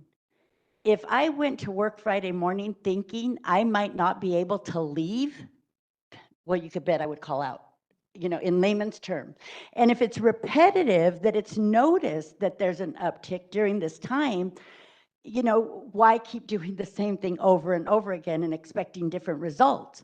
And so I'm really interested in the presentation and the comment that was just made, and I would like to have that submitted because there is solutions. They're being presented. And so that is, you know, something that I think is very serious, especially when we are expecting probation to show up and work with the youth with a healthy frame of mind, with a mindset to be inspired and motivated and encouraged to show up to work for success. And so that is why this is an issue to me. When I talked to a probation staff that couldn't use the restroom because there was nobody to cover, I think it's an issue, and it seems to be repetitive, but yet there is solutions at hand if anybody would listen.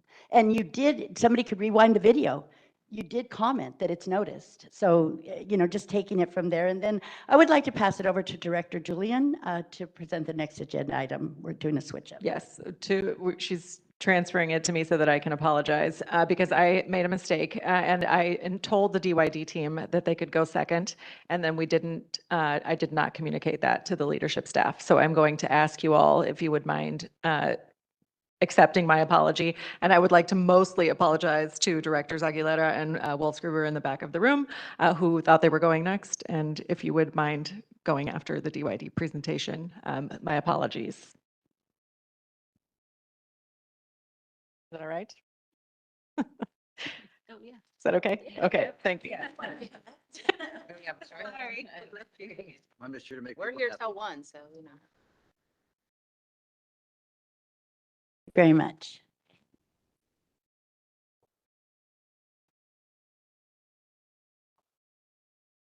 The hot seat awaits.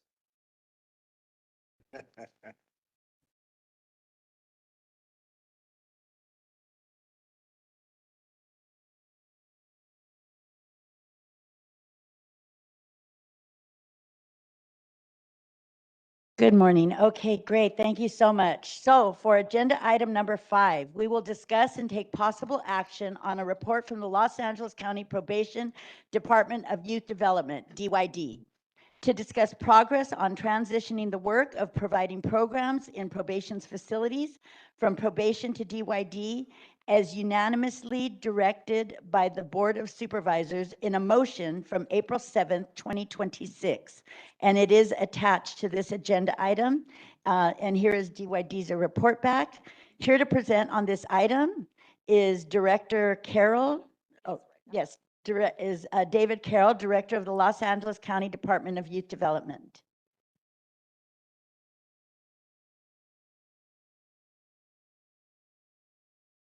All right, good morning, everyone. Happy to be here and definitely want to thank Chair Canales for the donuts so that made my day this morning. I get excited to see those. Thank you for having us here this morning. The presentation is, I would assume, showing behind me right now. Wanted to share that this is not a new initiative. The board actually directed DYD to take the lead in programming at all facilities back in 2023. When we were just a baby of a department. I think we had been around less than a year at the time. We started that initiative through some of our programs that you're familiar with, Credible Messenger, some of the other programs that are taking place in the camps and halls, health and physical fitness, some workforce programs, life skills, financial literacy, et cetera.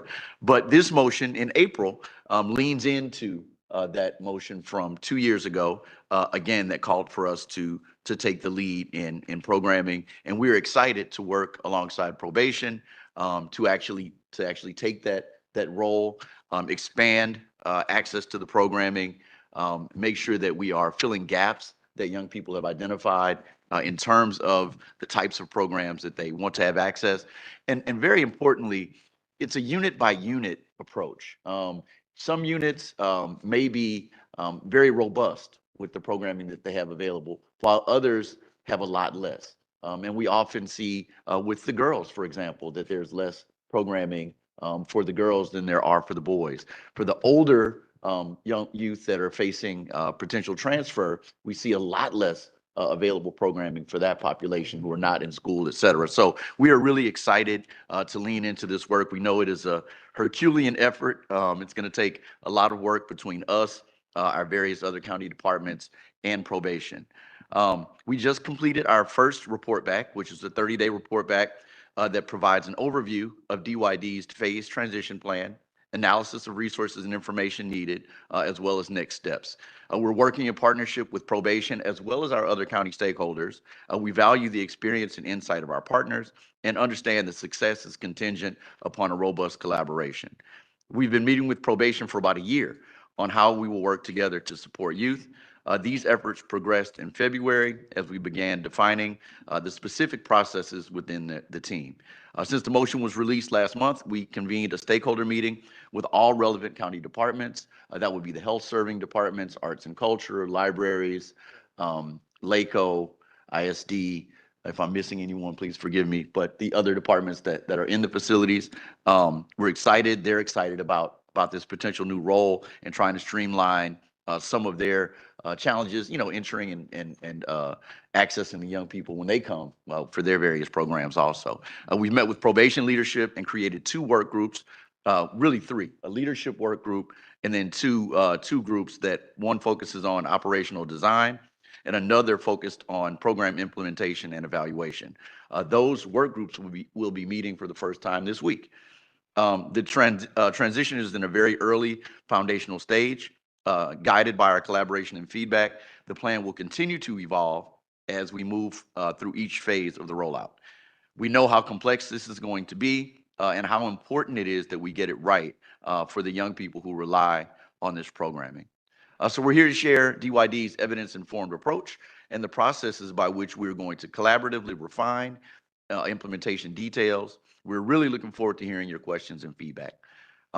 DYD's goal is to help coordinate and resolve barriers to youth development programming through transitioning the programming probation is currently responsible for and coordinating across departments and service providers for filling gaps. So behind you, what you have is a very busy slide that is so tiny on my paper that I can't read it because I'm old.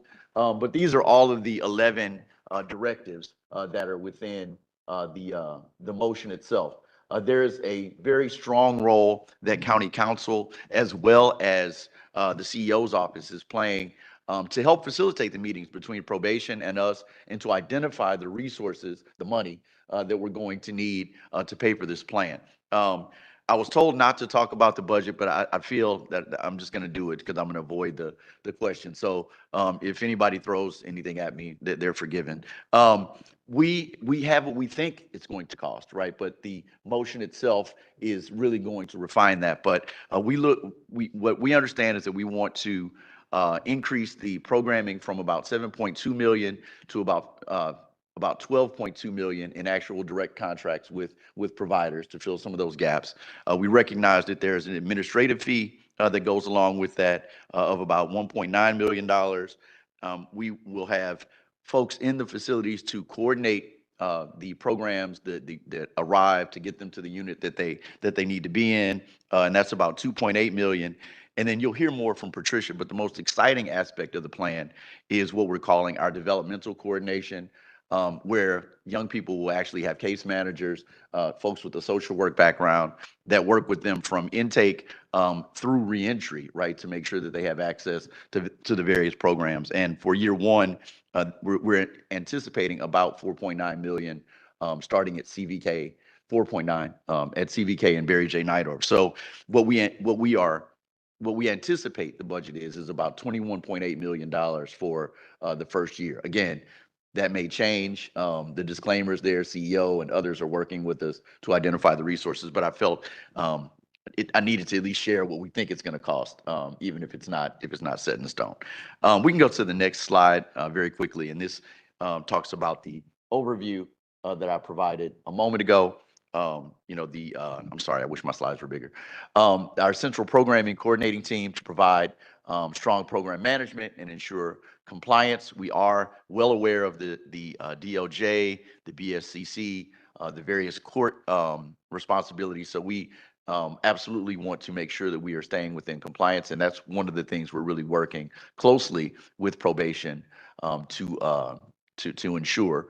And then the youth development and reentry, again, those care coordinators are going to be working with young people and connecting them with programs in the facility and when they return to community through RAY, our reentry program, as well as other programs that are available. So with that, I'm going to hand it off to my colleagues to get into the details of the plan. Thank you. Good morning, commissioners. Happy to be here. I will do a quick overview of each of the pillars as Director Carroll has already described. But just to say really simply that, again, the whole orientation is to get young people home, right? We know that incarceration should be a last resort for the shortest duration possible. And so these three pillars are really imagined to be operating together, assuming they're well-resourced, implemented well, but really integrated to make sure, again, that the orientation is to identify what young people need to be safely released and to return home and stay home and not come back into the facilities. So I'm going to start with the first pillar, which is the next slide, please. So our approach really introduces a strong youth development framework that identifies what young people need, the full range of services across the youth development domains, so that they can thrive when they go home. And again, that's not to say that the metric is that they are thriving in every aspect in facilities. They are safe to go home, and will continue to work on their individualized goals that we help identify. This would happen through a central coordinating unit. And so DYD would really expand its current programming staff so that we do two things. One, identify barriers to accessing existing effective programming, and then also identify gaps continuously, right? Constantly doing gap analysis to identify along this continuum what is missing inside facilities, and then to identify programming and supports to be able to meet those gaps. I'm going to actually go back to the first slide to talk about youth development coordination and reentry planning. So youth development coordination, as David mentioned, is really our first frontline staff working directly with young people to ensure that they have care plans and collaborative care meetings early and through reentry. So really from day one, we are working with young people to identify what they need to work towards their goals. And we would work with partner agencies in ensuring that we're not duplicating any existing care management, but really complementing existing clinical, educational, arts programming, whatever else is being provided to young people. And this would also have to take into account, of course, the population-specific realities, the facility-specific realities. So, of course, SYTF care coordination would look really different than, for instance, LP care coordination. And then lastly, youth engagement is really an underpinning to all of the programming and youth development coordination and reentry planning. So we would introduce a new youth-centered engagement strategy. So this is, really kind of like a new behavior management strategy to incentivize positive behavior, to really also be individualized as much as possible to a young person's specific goals, and to provide restorative solutions to address conflict and improve climate. I'm going to hand it over to my colleague Taylor to talk more about this, but of course, this is the beginnings of a framework, and the process ahead that Taylor will describe is intended to continuously refine and flesh out the operational details. Thanks, Patricia. Hi, everybody. As you've heard, this is really intended to share just our best thinking at this time based on research on best practices in youth development and on programming for justice-involved young people across the nation, and on the data we have available today. And it is intended to be a living design to be evolved and refined together with our colleagues at Probation based on their feedback, their expertise, with our colleagues from other departments who serve this population of young people, and with community members and young people themselves as we move into the next stage of really firming up this plan and laying a really solid foundation before we begin implementing. I want to share a little bit about our process so far and then what's to come. So first, I mentioned, and you've heard from us, that we've spent the last bit of time to prepare for this initial 30-day share out this initial 30-day report back, which will then be built upon in the way I just described by ongoing collaboration and our commitment to receiving collaborative feedback and adapting the plan as we go. It's been based on research on what really works in other places, what we can learn and take from that to support these young people in LA. And it's been informed by a team that we've pulled together at the Department of Youth Development who reflect a range of expertise, both folks who have worked in LA County's youth justice facilities with young people, folks who have real strong expertise in program design based on best practices in youth development. And we have a group of consultants who reflect expertise on a national stage from really working on transforming programming approaches, youth engagement approaches in other jurisdictions like DC, where we've learned a lot about what can happen when we have this kind of integrated model and clarity on roles and responsibilities, but in a way that recognizes that it takes a village to support these young people. And so, we want to be part of that village along with our partners. And we're really committed to that close collaboration with all the partners I've mentioned and to engaging with young people and community members as we move into this next stage. So we would love to hear questions, feedback, concerns. That is absolutely where we're at and why we're sharing this initial plan here, and we'll continue to share it in other spaces.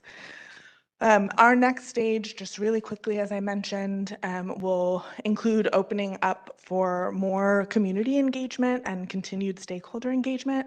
So in the next couple months, if folks are interested in being part of any of those opportunities to participate in listening sessions or share more with us about what you'd like to see, please reach out to us. We'll also be sharing through our networks when those opportunities arise. So I'm going to pass it back to David to close us out. I'm going to just take a quick caveat and open it up for Dr. Corral, who wants to add the next part. Yes, thank you. Good morning, Jesus Corral, Senior Director, LA County Probation. I'm just here to emphasize probation's commitment to ensuring that the board's vision comes to fruition. We look forward to working with DYD, the board, the CEO, county council, and all of the other stakeholders as DYD takes the lead role in programming. As Mr. Carroll mentioned, this is something that is at the very early stages. The board motion was just passed in early April. The 30-day report to the board was recently submitted, and we have work groups already scheduled to begin working on this process. It's not going to be there's certain timelines that are set in place, and some of those timelines are very ambitious. And so we look forward to working with DYD to ensure that we eliminate barriers and, most importantly, improve and increase the services available to the young people in juvenile institutions under probation's care. Thank you, Dr. Corral. That actually, you took some of my notes. I think you might have been peeking. I'm not sure. No, thank you so much. Navigating this path will be challenging. It requires us identifying and obtaining the management tools and the administrative resources we need to move forward. We're ready for the challenge. DYD has a strong track record of being a good, respectful, and responsive collaborator with county departments as well as community partners. We generate consistent, actionable data that drives program improvement and maintains accountability to our partners, youth, and families.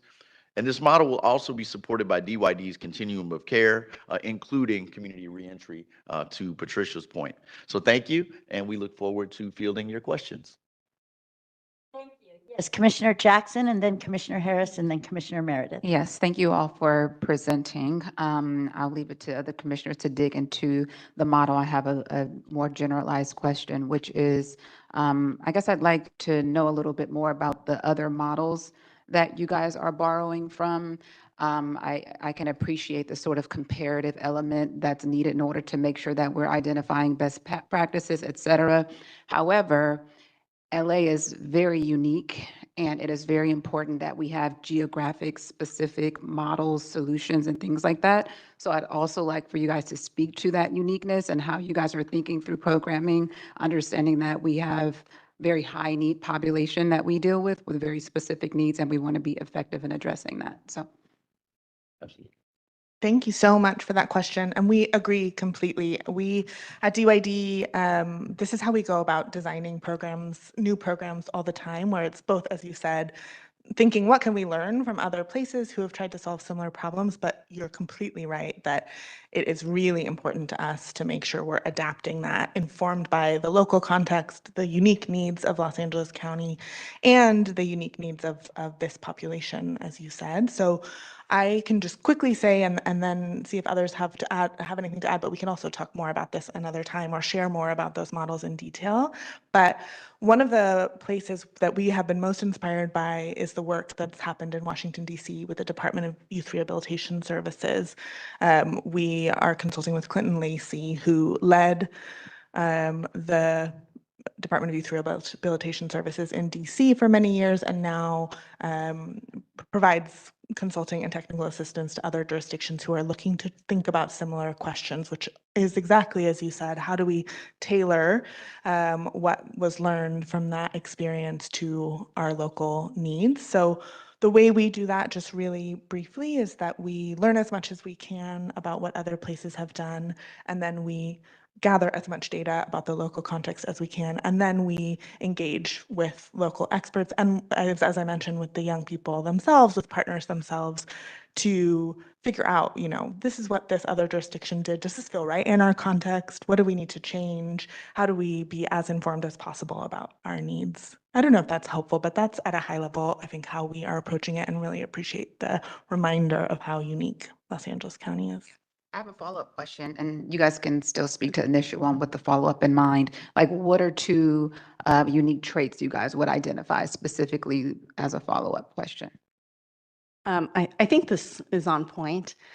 Just to add to what Taylor described, the crux of the New Beginnings model in DC is really positive youth justice, which is really strength-based, and youth engagement, right? So everything, programming, care coordination, the behavior management approach is about engaging young people. So something as simple as when there's an opportunity to award points and to move from one level to a next, right, to within a facility, there is training and a practice between online staff and the young person to talk about, what that award meant, or if there was an opportunity that wasn't achieved to award a point, then there's engagement around that, right? It's not someone sitting in the corner and sort of like just marking on a paper and the young person doesn't know. Everything in the facility should be about youth engagement, about supporting young people in achieving the goals that they help identify. And it's really about empowering young people to become participants in their own lives. I think that that's the fundamental shift, and everything sort of flows from that.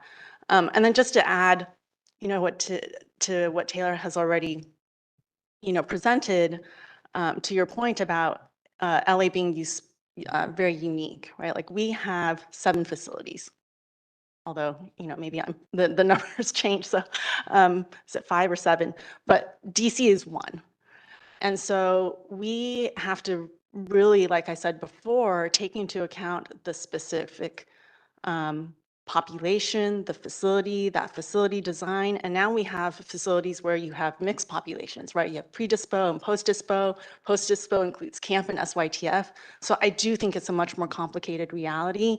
And when we drill down into the operations with probation, we have to take into account what it looks like for each of those populations and each of those units, even within different facilities. I got one. Thank you. Yeah, she made, sorry. I was just going to say, she made the point, and I just want to just underline that censoring the young people is absolutely the most important part of this process, followed by looking at things that are working and making sure that we continue those things while we expand new opportunities for the young people. Thank you. Commissioner Harris? Thanks. And I want to, I'm having trouble processing this a little bit. What is the plan? Like, is this the plan, this slide, or what is the plan? Yeah, that's a fair question. And I think we were being overly careful because we're so far into the process, or we're so new into the process. But I'm going to try to just speak to the plan based on memory, and then my team can kind of pick it up. But the plan is, first of all, to go through the process that was underlined, in the motion. Our goal would be to begin taking over all of the contracted programs and adding new programs in this fiscal year. Our original goal, I'm sorry, next fiscal year. This one's almost over. I apologize. Yeah. Thank you for that clarification. Yeah. No, we're going to do it all this month. And no, by next fiscal year, my apologies for saying that. Just with the program coordination, but not necessarily the care coordination piece until closer to the end of next fiscal year. So that those case managers, the folks that we talked about, that would come a little bit later and be phased in. We plan on starting with the care coordination at CVK and Barry J. Nidor. Again, this can change as we go through the process, but our plan would be to start with the more intensive services at those two facilities. One, because of our commitment to girls and gender expansive youth, and then two, because quite frankly, it's a smaller facility that will help us work out some of the operational details as we move into the bigger facility, which is Los Padrinos. Beyond that, am I missing any aspects of the plan, Taylor or Patricia? And we have that in writing, and I believe it's in the report back. I know we took a lot out to simplify it because we're so early in the process. We had I don't know, the first report back was like 10, 12 pages, and then we shortened it because we were recognizing that things could change, and we didn't want to put something out there that wasn't necessarily going to be actioned. So, Taylor. If this is helpful, and you all let us know if it's not, but just at a sort of in summary, building on what David said, at a very high level, the plan is for DYD to transition existing supportive programming in the halls and camps. So we're not talking about clinical programming, we're not talking about educational programming, only sort of youth development programming, supportive programming, transition existing programming to the Department of Youth Development, and also add new programming to fill gaps, to increase the diversity of programming based on the needs and interests of young people. And then to layer on this youth development care coordination element that Patricia mentioned, which involves in our current plan, DYD staff who would be present in facilities day in, day out, working with young people to assess their needs as it relates to youth development programming, connect young people to that care, and to support and complement reentry planning and make sure that happens as early and consistently as possible. And then, as Patricia mentioned, the third element or fourth element, depending on how you're counting the reentry inclusion in the youth development coordination piece that I mentioned, is also working to integrate a strengths-based approach to youth engagement and youth leadership in both the programming itself and in the youth development coordination and reentry planning. Is that helpful? Yes.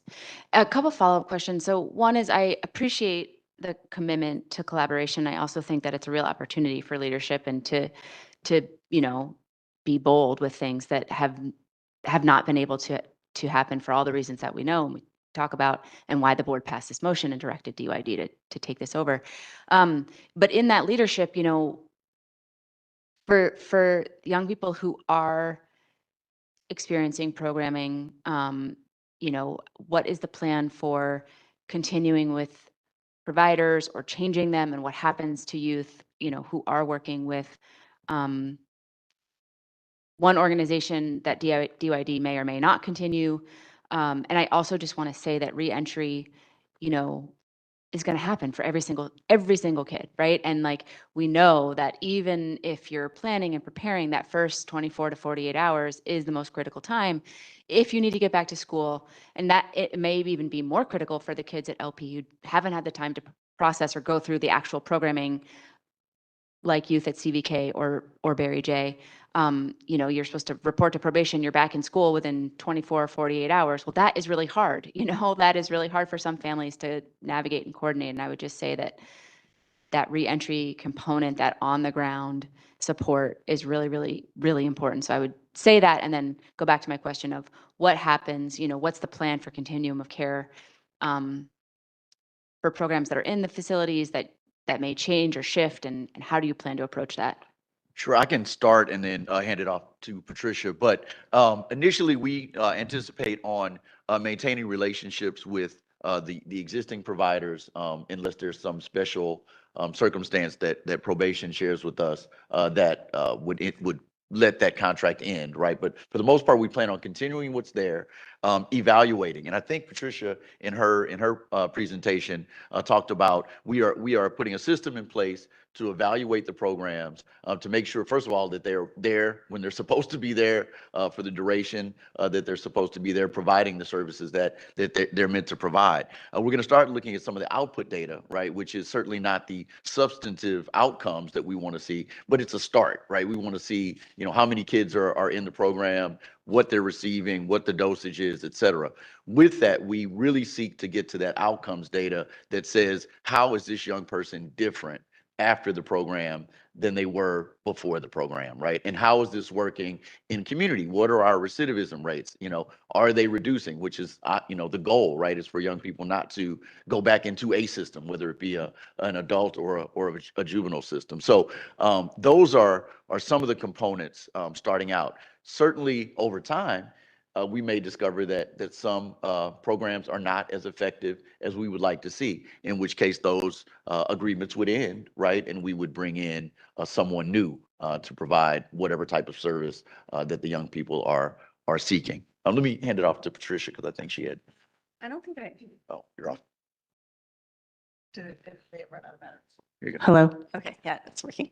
I don't think I have much to add except to say we're already doing some of this with our credible messenger work and some of the youth development programming that we have sometimes inherited from probation, in fact. And so our team and the probation teams at various facilities that work on programming already work hand in hand to identify ways to make sure that there's continuity in programming and services, whether it's from fiscal year to fiscal year or from one department to another.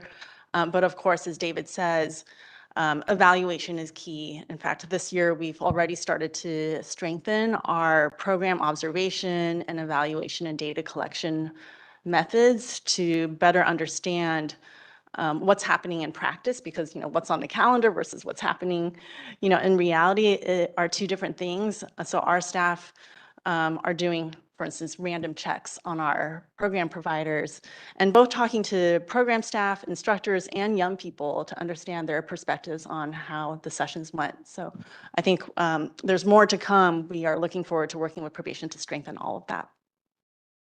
Thank you. Commissioner Meredith? I have some questions, none of which you expect, Dave. Okay, first of all, I do come from the 5th District, and it's no secret that Supervisor Barger and much of the 5th District had some real significant concerns about the existing programming that's going on. I mean, significantly. So I just wanted to point that out. And it's no secret that with the LRPs, some of the LRPs I had some concerns about. So when I look at, when you talk about MOU and budget and all this, I'd just like to make sure we have some kind of checks and accountability and auditing. And I think Patricia may have to sum that up. So that's good. So I have great expectations of you, especially on the reentry program. And I appreciate what Commissioner Harris brought up, because those were my questions too. So thank you. Thank you. I guess the one thing that I think Patricia maybe alluded to, but I'm hoping gets explicitly named. I know that the chief obtained approval essentially of the depopulation plan, right? Which is essentially musical facilities with kids just being kind of moved around, right? But not, at least at this point, really addressing their underlying needs and getting them out of facilities that are either operating unlawfully or not meeting minimum standards. So my hope is that this is really an effort towards decarceration. And I'm curious how you all see this impacting that. We've heard the fact that like the LADS is something that's only used at intake and it's never reassessed as more information is obtained. It's never brought back to court. It's never, the list goes on, right? And so to me, it does seem like there are opportunities to decarcerate that the department isn't using. By department, I mean probation. And so I'm wondering how you see kind of some of this care coordination potentially being like a counter to that, or I don't know, being able to share the progress of a young person in a different way than probation does with the court, so that we can actually talk about getting folks out of facilities that are operating beneath minimum standards. I'm really glad you brought that point up because that's something I should have mentioned. So as part of this agreement, we will enter into an MOU with probation that will do something extremely exciting. It will allow us to have access to some of the information that was previously unavailable to us under with code 827. So we will be part of multidisciplinary teams, talking about young people, having those conversations about their suitability to be returned to community based on input, that our care coordinators and that our program providers can offer. Also, you all know that, from time to time, I'll go to court hearings for young people, either to be just support or to provide, some type of information for that young person. And so frequently, all you hear is the negative things that have happened. They were in the shower too long, or they had too many t-shirts, or whatever the case may be. With this, we're excited that we'll be able to provide documents showing different programs that the young person has been participating in to hopefully, kind of show the judge the progress of that young person and provide for them to be returned to community, right? As soon as possible. So we are looking forward to expanding this role and doing exactly what you just described, Commissioner Kakani. So I don't know if anyone else wants to add to that. I'll just underscore, I think what's in our report back, that if this facility approach is implemented as we would like, it really not only increases young people's overall well-being and development, it reduces the number of incidents and increases the safety inside facilities, but really also it should decrease the length of stay. Yeah. Right? Because young people are working more earnestly and focusedly on what it takes to get home. So I hope that, in that sense, it really does facilitate less incarceration or shorter incarceration. I also think, as the board instructed us to do so, to look at community-based care and alternatives wherever possible, that this lifts up some of our other work focused, for instance, on what this commission has paid much attention to on intake, right? So this isn't just about improving what's offered to young people in facilities, but it is also a chance to look at the decision-making around who is there in the first place and continuously revisiting whether they are ready to go home. And so some of the work that the Department of Youth Development is already doing, including in close partnership with the Office OYCR Youth and Community Restoration, to look at intake protocols and processes and implement, for instance, like a daily population review, but like a weekly collaborative process to see what young people are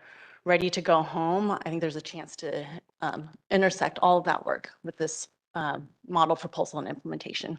And this is just a little off topic, but I do want to share. We are in constant communication with the juvenile courts now. They commissioned a outside study through a consultant funded by OYCR. Those results will be released to the public, I think, very soon because they've completed their initial analysis of the juvenile landscape. So at that table is the bench, the defense bar, the DA, some of the health serving agencies, probation, us, youth commission, and the conversations have been robust. And in fact, that's where Ray, our reentry program, really got its wheels, right? So the judges have informed us that as you show that progression of the young person, we will provide the least restrictive alternative. So rarely do we talk about the relationship with the juvenile courts, but it is really strengthened over the last year. And this is a component that they actually asked for in the yet unreleased document. In fact, I think they may have taken it out of the action steps because we're already doing it, at this point. So I did want to share that. Thank you you so so much. Can I just have one follow-up question? I was just going to note Sam in real quick. Oh. I would just like the minutes to reflect that Commissioner Sam Prater did join the meeting at 11:08 a.m. Thank you. Go ahead, Commissioner Kakani, and then it'll be Commissioner Shipp and Commissioner Terry. I just wanted to know what barriers you all have identified and if you've already. I remember when the credible messengers first started entering the facilities, one of the barriers was that while like management may have been in support, it felt like there wasn't really a bringing along of line staff, so they kind of understood what that relationship was and how people could work together. And it resulted in, more tension than necessary and a longer kind of, I don't know, you know what I'm trying to say? Yeah, no, you're absolutely correct. And so just kind of wondering what other barriers that you all have identified and maybe ways to work through them so that these timelines that you've identified in this report back can actually be met. Yeah, so there is at least a page of things that we've identified. And likewise, probation has provided their list of challenges that they see. And those are the source of these meetings, these 3 work group meetings that we're having. Certainly, the money, right, the resources is going to be one major hurdle that we need to overcome. When it comes to even things like space, right, we are describing a number of people that will need a desk and a place to sit. So we're going to have to identify space, especially in facilities that may be challenged with physical space. Certainly, the feeling of the staff at the facility is paramount to our concern, and we don't want to replicate what we saw with Credible Messenger, with a lot of confusion, a lot of anxiety, and some pretty rough situations for the Credible Messengers when they first started. Fortunately, the work groups actually go a couple of levels into not quite operational, not line staff, but operational staff. So we're getting closer, but I think I'm going to hand it over to Patricia because we are working in the facilities directly with those probation officers now to try to prepare as we change roles. Yes, great question. Really appreciate when it comes to implementation, right? This is where reinforcement and the day-to-day shoulder-to-shoulder work, I think, makes all the difference. It's not something we can cure in a plan or address in one training. When you're really talking about a culture shift, right? So it's in addition to all the like physical space, technology needs that this plan requires. It's all the like design, the clear design approach, the monitoring and evaluation mechanisms. We have had many conversations with leaders in other jurisdictions who try to transform facilities, and it requires engaging staff over and over again to build the buy-in over time.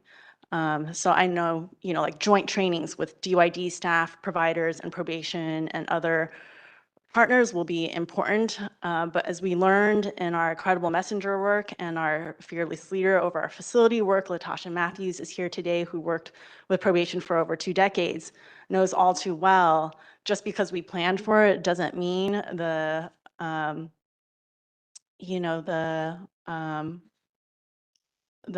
welcome is there from day one. I'm trying to figure out how to say it.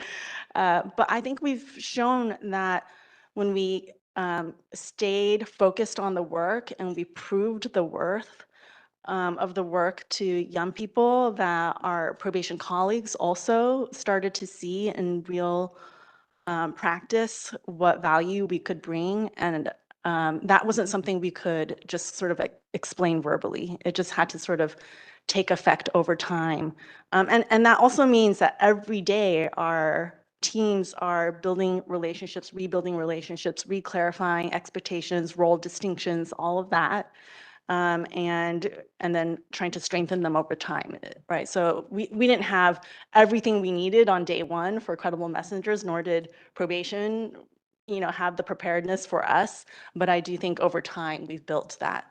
And to the point where, some of the same skeptical probation officers in those facilities 6 months to a year later came back and, really appreciated us and asked for more programming and asked for more programming in other facilities that Credible Messengers were not yet present at. Sorry, just one last question about the youth development coordination. I see it here listed. Is that like a term of art? Is there a definition? Is there a framework, a flow chart? This is when we're going to do X? So I'm going to answer the basic question and then hand it off to Taylor. But the name has changed like 3 times. So as we met with our stakeholders from the health serving departments, we used to call it care coordination. And they came back and said, hey, you know, it really kind of blurs the lines between what we're calling care coordination.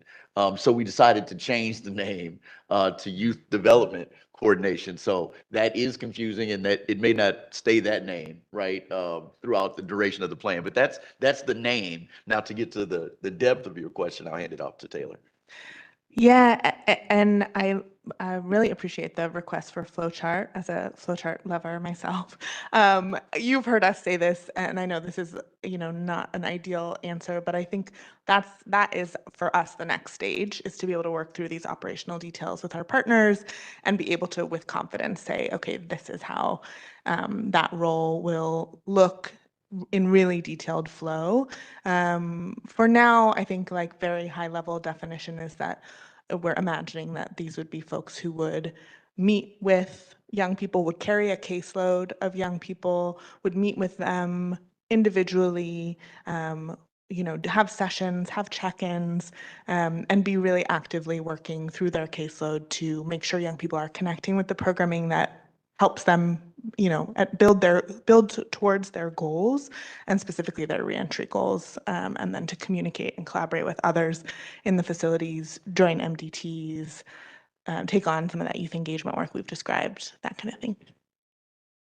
And, you know, in terms of educational background, we're working really closely with the county classification compensation team to make sure that we have a solid job description and are clear about how this kind of role aligns with other similar social work and care coordination roles in the county. So we'll share more about what those final requirements are, but are, you know, actively working through as we figure out what the role is. You know, what kind of degree should these folks have? What are the pathways to employment so that there, you know, are opportunities for growth and learning into the role, that kind of thing. Yeah, I'll ask some very brief questions, Chair Canales, if that's okay with you. I have one for the department and then one for DYD as well. First for DYD, can you talk a little bit about, you know, the change for contracting? Contracting is a big lift, and people from the community have asked us and just asked around about how you all are preparing to take on more contracting and programming, and are you getting any resources or help for the probation department on this? For the question, Commissionership. We are, so again, we're working through the budget, right? But we have been ensured, and I feel confident based on the conversations I've had with probation leadership, that we will be receiving the amount that they have allocated that goes to contracting, right, with organizations. So to that end, I feel very comfortable. Some of the other components of the plan, I'm going to call it care coordination right now, but the care coordination piece, we're going to have to find the resources for. And some of the other parts of the plan, there may be some gaps, some that probation may fill, some that we may have to collectively identify resources in some of the pools that are available, things like JJRBG, you know, things like that. In terms of taking on the contracting, it is extremely important that we have both the on-the-ground staff, right, to evaluate, to support, to work with those contracted agencies, but then also the administrative support on the back end to write the contracts, to send the payment, right? You know, what good is a contract if you don't get your check? You know, so we need those administrative roles. And like as I was mentioning, we anticipate about $1.9 million that we need to cover those administrative roles, to maintain the contracts and to maintain a positive experience with those community-based organizations, timely payment being probably at the top of the list, but then followed certainly by the evaluative pieces. I don't know if anyone else has anything to add to that one. All right, appreciate that. And then for Dr. Corral, this is a non-political, fact-based question. So I was just at Los Padrinos Juvenile Hall, and I went into the compound units, the R1s, the X1s, and specifically with the older kids. They are graduates, and they are, I'm just going to say it, they are bored. They went to school at 10 a.m., 11 a.m. It was around 4 p.m. When we got in the unit, and they had nothing to do. They had no programming all day since they went to school, and they only went to school for an hour. Can you talk, Dr. Corral, a little bit about what the department is doing in the meantime while DYD is doing the pieces and putting it together to take over to make sure that these young people are getting some kind of programming. As you know, when young people are bored or have nothing to do, that creates an environment for them to do whatever they feel like is necessary or whatever they can do in the time being. And that includes drugs. So I think, can you talk a little bit about if there is a plan to bring in some programming right now, or what the department is doing in the meantime to make that happen? Commissioner Chip, thank you for your question. And yes, we are working to increase programming, especially for the youth in units like R and S, where we have a large number of youth that are graduates.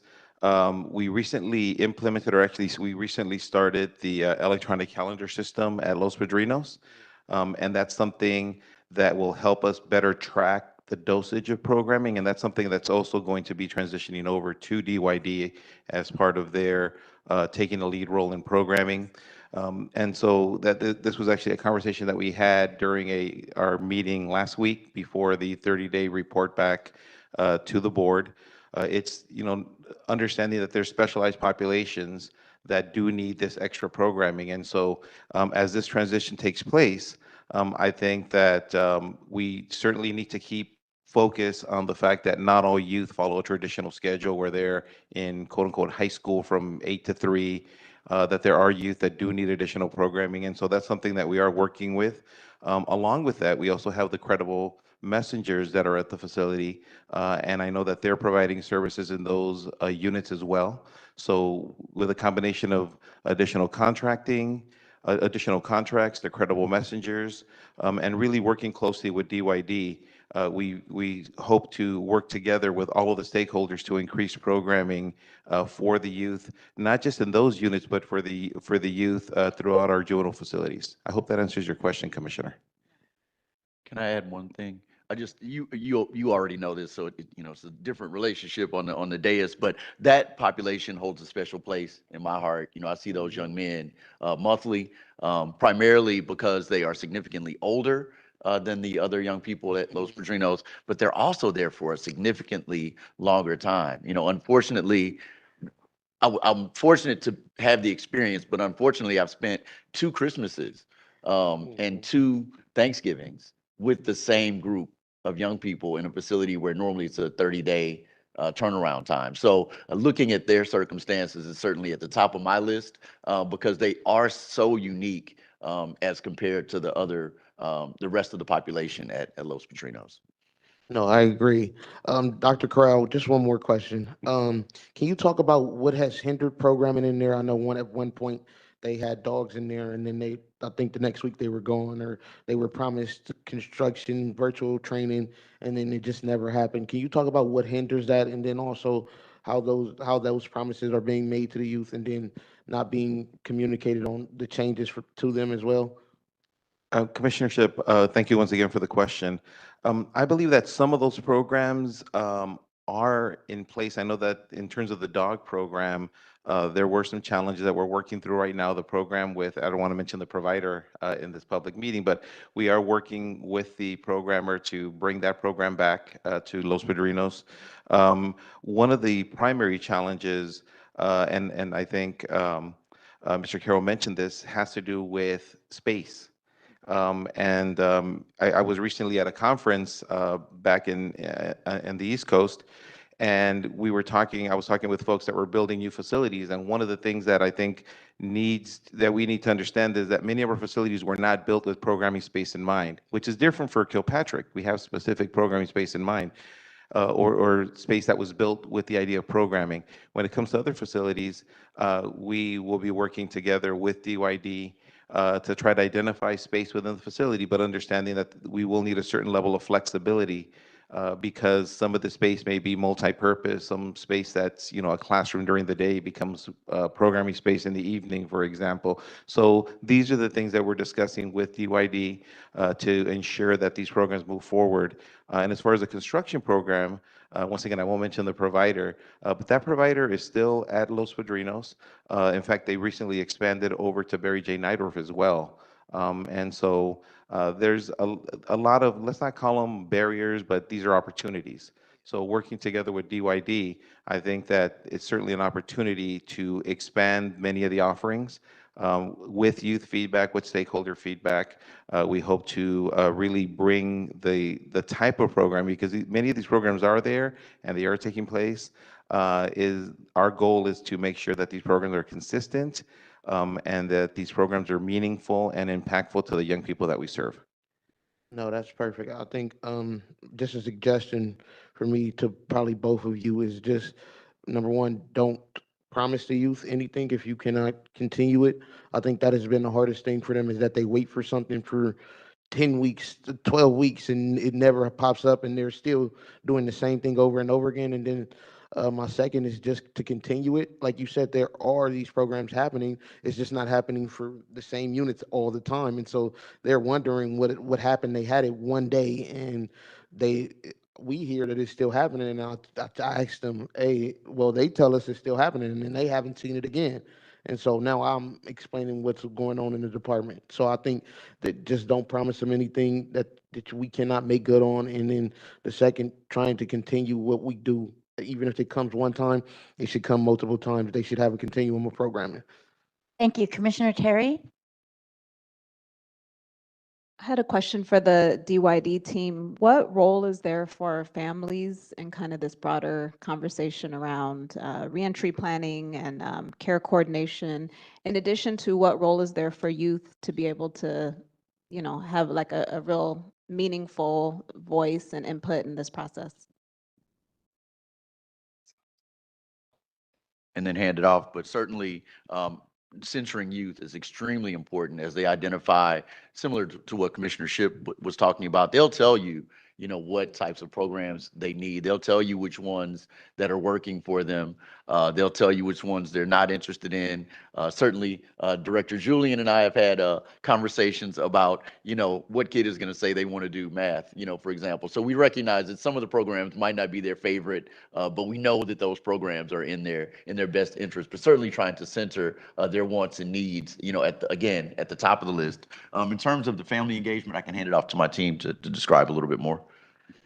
I'll add that, in the last year, as we've piloted Reentry Action for Youth, which I think we came here to present about, as a reminder, it's now 19 providers that comprise a network and provide young people with a mentor, case management, linkages to services, flexible supports. The flexible supports piece has been amongst the most important pieces of the reentry work, and it supports young people as well as families. And so that work absolutely centers not just the young people, but really, when implemented best, engages the young people, the whole family unit, and understands, how to stabilize and strengthen the young person as well as the family. And I think, frankly, also there's more room to strengthen that, right? I think some providers are more family focused and inclusive of the family than others, but really, when we see some of the best utilization of the services and the impact on the young people is when the whole family is engaged or caregivers are engaged. Yeah, that was going to be the point that I was going to make, that, we talk about DYD, but it's really our providers, right? And those are the folks who are trusted by the young people, by the families in the community. And most of them have a very, very strong family commitment. I just was at, I think it was Barry J, where ARC, I guess I'm not supposed to say the names of the orgs, had a graduation, and the parents were there, and these young people had completed a conflict resolution curriculum, and then some had completed a family, it was family social emotional course, and they got to hear their young people describe the process. There were grandparents, aunts, uncles, there were tears from both the mentors as well as the young people and their parents. And then they got to share a wonderful meal. And that was all put on in partnership with probation, but by the provider. And a lot of our providers have those really strong family engagement components, which I think is important because we want them to be excited for their young person to get home, right? Not dreading the day that they have, the young person back in their house. So I don't know if that helps at all, but it's certainly an important component. Yeah, and just related to that, because I'm looking at Directive 8, which is around the establishing of accountability metrics.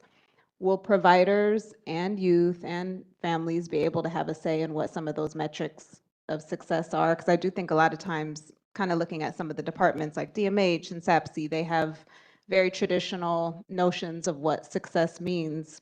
But I think those providers and I think the youth would maybe have a different set of metrics they're looking at. So will they have voice in that process? You go ahead.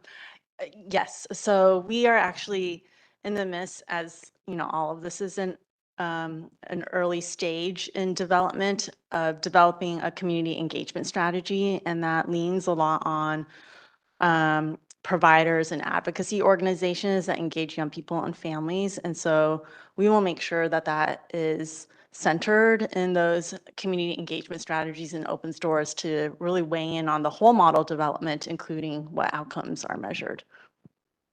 And in our diversion program, for example, one of the indicators that we're excited about in that evaluation is the relationship with family and trusted caregivers. So it is a component of work that we're already doing, but certainly making sure that it's directly involved in this particular initiative. Thank you. Commissioner Prater, I believe you have a question. Yeah, I think that Commissioner Terry kind of got to the heart of what I was going to ask about the assessment and how we are measuring success, the ways of knowing. I know that a lot of times we're working with our partners who are actually doing the programming, I think there's a difference between sort of like keeping youth focused or busy or occupied, and programming for the sake of programming versus programming towards a particular outcome. Right. And I think that this is where I'm excited. I'm really appreciate the intentionality with how you've structured this. I'm looking for more of like a logic model for IYE. Maybe I missed that part in the earlier presentation, but it helps me understand better the inputs, the activities, the outputs, all those kind of things so we can better understand where exactly DYD is taking programming. I think will be really, really helpful to know beyond just sort of like there's lots of programming happening. There's a full calendar, right, of things scheduled. But then how do we know that the programming, the type of programming is moving folks towards healing, towards rehabilitation, and towards this idea of readiness and reintegration, right? Is there a tool, a validated tool that you all are using to assess like when someone is ready to be released into community and how programming is connected to that? And so I just want to kind of pick up or really underscore what Commissioner Terry was talking about, like would love to see the logic model and how this is being assessed, but super excited about what we've read so far. And it sounds like you guys are really being intentional and thoughtful about how this is all going to flow. So thank you for that. I mean, and I did touch on a little bit of that in terms of we'll start with the outputs, right? Just making sure that young people are in the programs and then lead towards the outcomes, with the main outcome being, are they more prepared to be living in community after this programming than they were before? In terms of documentation, we will certainly continue to send you updates on the plan and the model once it is solidified with our other county partners, probation and the other county partners. We're happy to provide that. We've got some of it in a draft form right now, but we're just kind of holding on to it until it's solidified. But Yeah, just to add, and thank you again for the question, Commissioner Prater.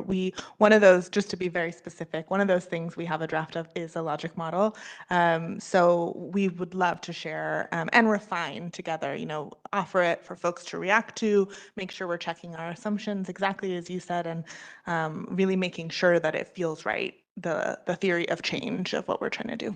Yeah, I know that's kind of like nerdy and all, and I appreciate sort of like that, just because honestly it gives a framework for anyone who's engaged in the reentry work for our young people. Like you all can be a model for all of us to follow about how we are really being, again, thoughtful, intentional, and how we are actually assessing and evaluating the change that we are seeking to make. And so thank you for thinking about that already, and happy just going to see it when you guys are ready. Thank you so much. And so we will take a final question from Commissioner Jackson, and then we will move on for public comment. I just would like to know how the commission can support DYD in the development of the plan, the execution of it, the implementation. Like, how can we be helpful to you? Say today was helpful. We were really looking forward to presenting it because we know that you will really provide a detailed analysis and help us to identify blind spots, right? We'll continue, like I said, to send the documentation to the commission through Director Julian. We welcome any input that you can offer. Of course, if we run into any roadblocks that we have trouble overcoming, we certainly will reach out for your input and discussion on those also. Other ideas? No? Okay, thank you. Thank you very much. And we're really excited too to be working together. I think this is going to make a significant shift in reentry and with the transitioning to the LRPs, which I know there's been some questions and concerns about. So thank you so much. And Wendy, Director Julian, I'll pass it over to you. I'm not sure I can respond to that with a straight face. We're going to go on to public comment. If you'd like to make public comment in the room, please approach the podium. And if you want to make public comment online, use the raise your hand function or dial *3 on your phone. We have a couple of people signed up. Anybody in the room want to make public comment? Seeing none, we have one caller. So we'll start with our caller. Sorry, I already lost the number. Your number starts, call-in user number 3 starts with 323. Dial *6 and you can unmute yourself. Yes, good morning again. Good morning. This is Mel again. I just had, well, first of all, greetings, Brother Carol. I'm really glad that you touched on one of the questions I had to deal with OICR and the court. So I really appreciate that you touched on those. Two of the things I wanted to find out when we're doing this transition, and I know you spoke about the continuity, is there a specific time frame that this strategic plan for transitioning takes place? Is it like 3 months, 6 months, a year? And I ask because, then we're going to need to make sure that we're looking at whatever evidence-based practices to identify that it is transitioning the way that you want it to transition, or the way that you expect for it to transition, I should say. And then lastly, as you may know, I work with a group of, I had a kid who was in the Kappa League, and we had needed to get a hold of DYD, and I know I've mentioned it before, but I really do think it's important that a phone number is established because everybody doesn't email or has access or time to wait for an email response in real time.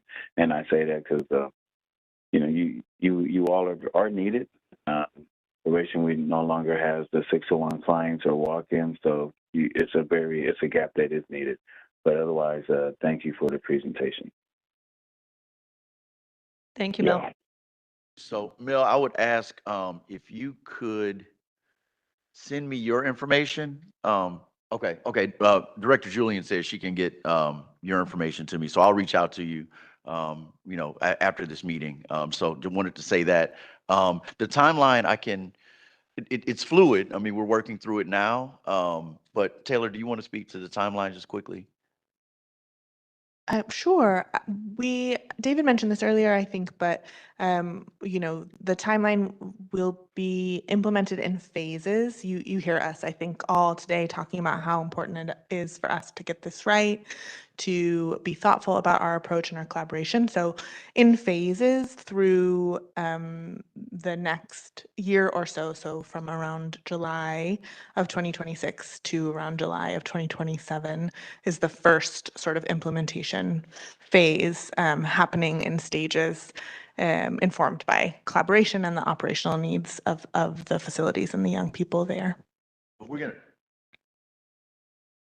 don't want to replicate again the distrust and the confusion that happened with Credible Messenger, over 3 years ago. So we're going to be very intentional about notification so that people know, what's happening and when, including the providers, so that they know, exactly what's going on, and they're part of the timeline themselves. Okay, thank you so much. So with that, commissioners, is there any closing comments or questions before we thank the panel and then take a short break? Okay, with that, panelists, thank you very much for your presentation and answering all our questions today. We will take a 10-minute break. So we will return at 11:51 and 19 seconds. Counts.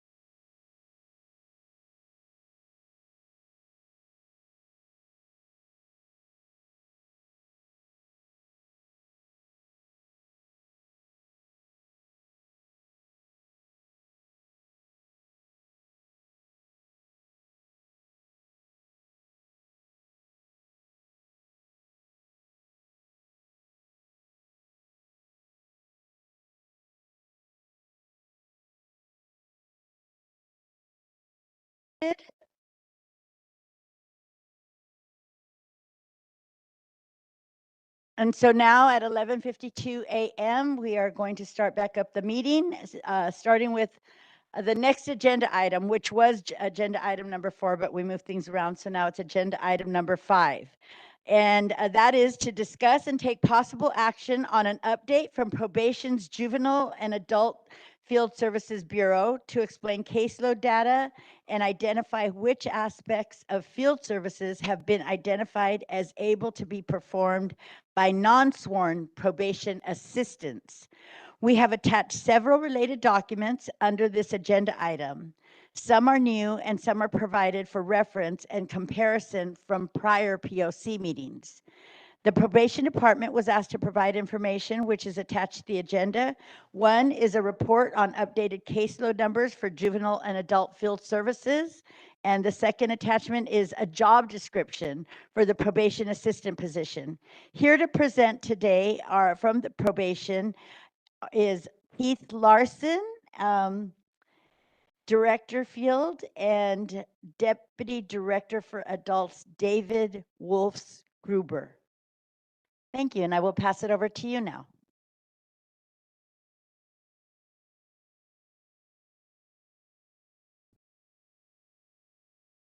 Thank you. Thank you, and good morning, everyone.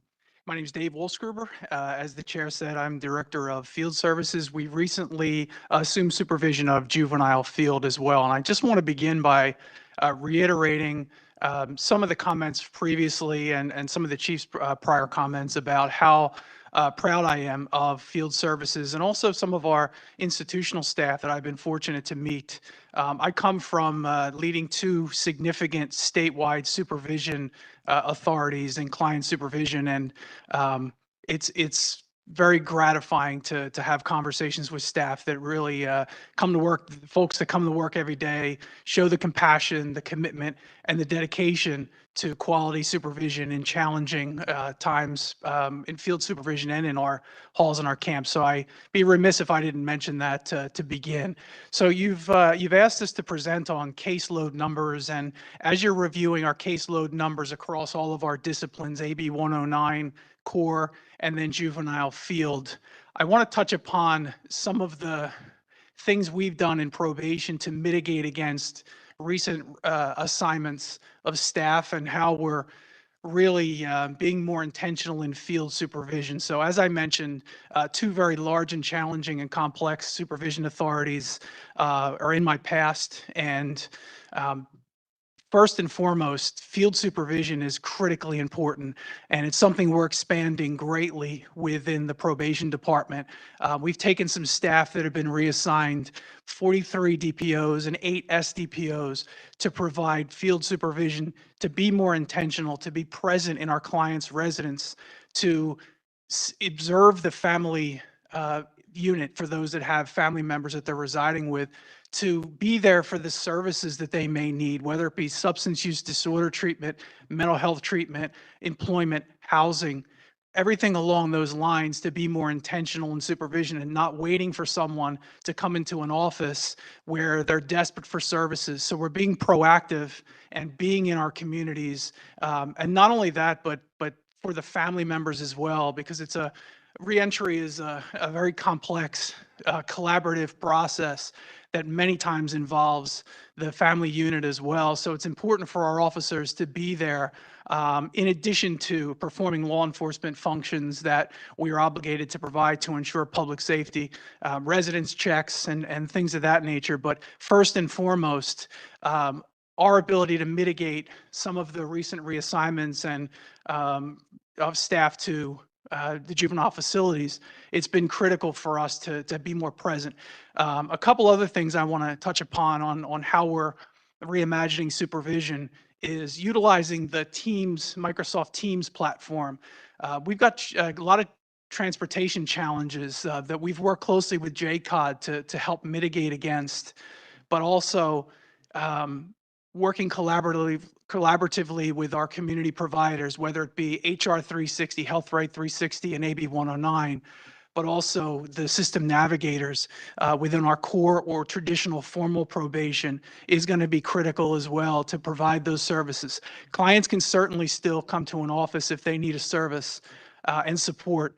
But we're utilizing the Microsoft Teams platform to be more intentional again, and allowing that video connection for those that aren't able to make it into our offices, and also deal with some of the staffing challenges we have. And again, to mitigate some of the staffing challenges, we have kiosk reporting as well. I think you may be familiar with our kiosk reporting that we've had for a number of years, that we're going to utilize as well. But the hallmark to these challenges is to be more intentional, present for our clients, and to listen first, and make those connections, and having a greater presence in the field is a main emphasis of that change in structure, again, to deal with and mitigate against the recent reassignments of staff. I'm happy to take any questions. I don't see it up on the screen, but with respect to the AB 109 caseload numbers, I've provided the juvenile field caseload numbers as well. Okay. Okay. So I'm happy to pause and take any questions on caseloads first and foremost. Yes, Commissioner.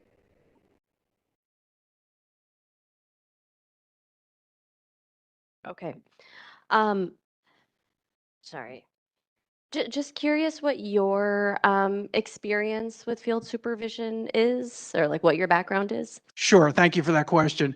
So for 38 years, I worked at the New Jersey State Parole Board. I ended my career as executive director, overseeing 450 sworn and 200 civilian staff members, a significantly challenged population. We had about 16,500 individuals under supervision when I left. About 11,000 of them were sex offenders. New Jersey has one of the most stringent sex offender laws in the nation. So individuals in lieu of probation come to parole. So they receive parole supervision for life.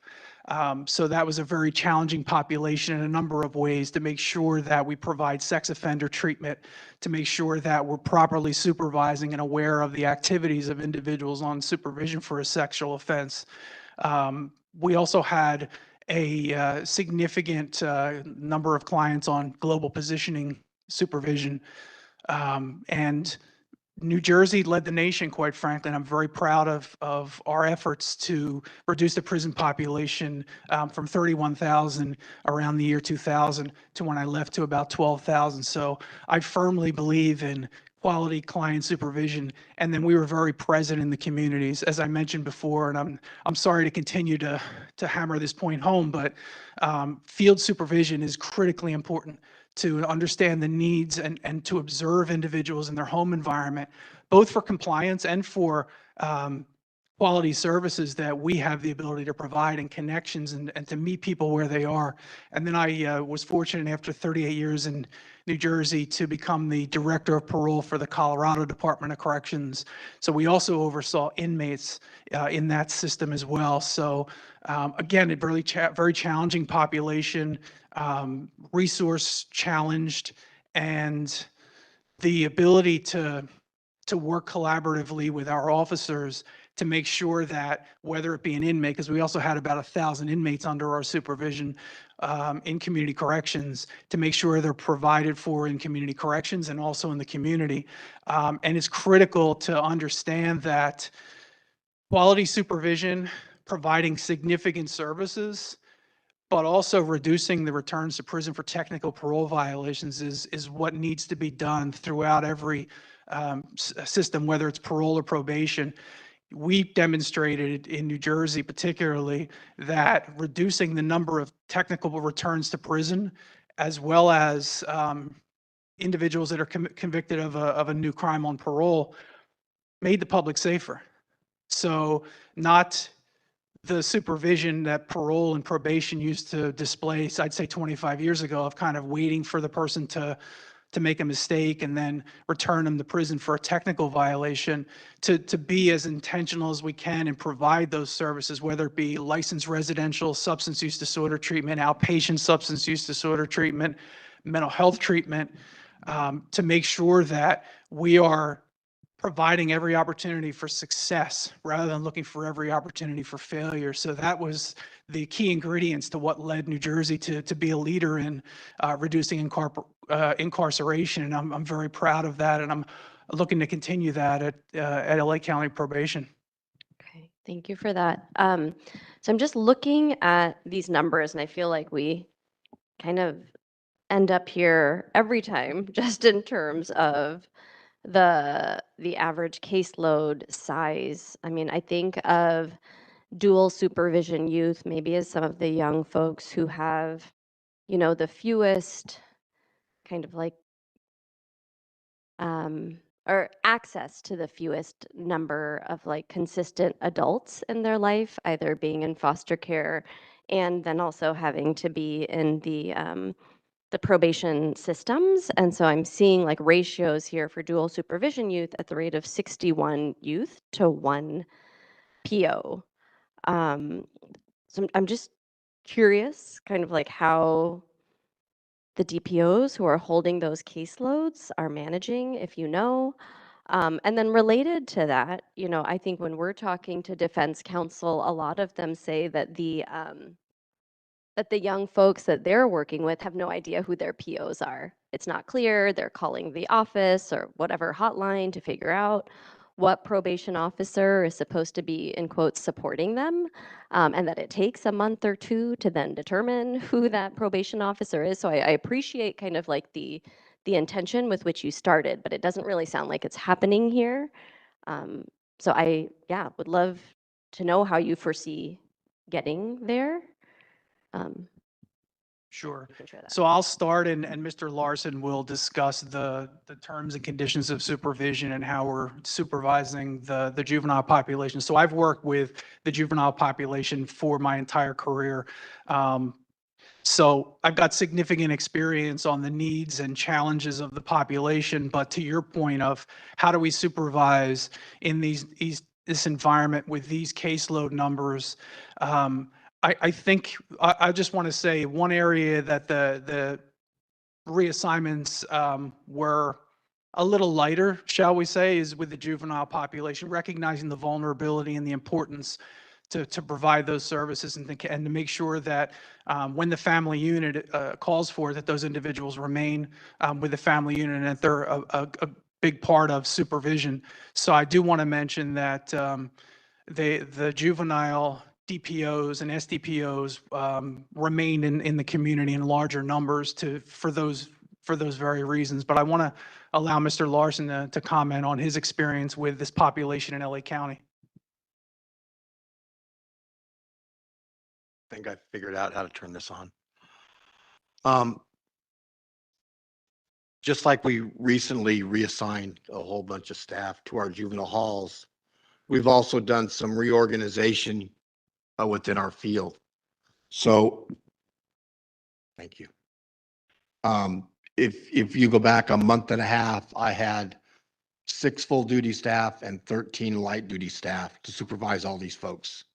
I now have 22.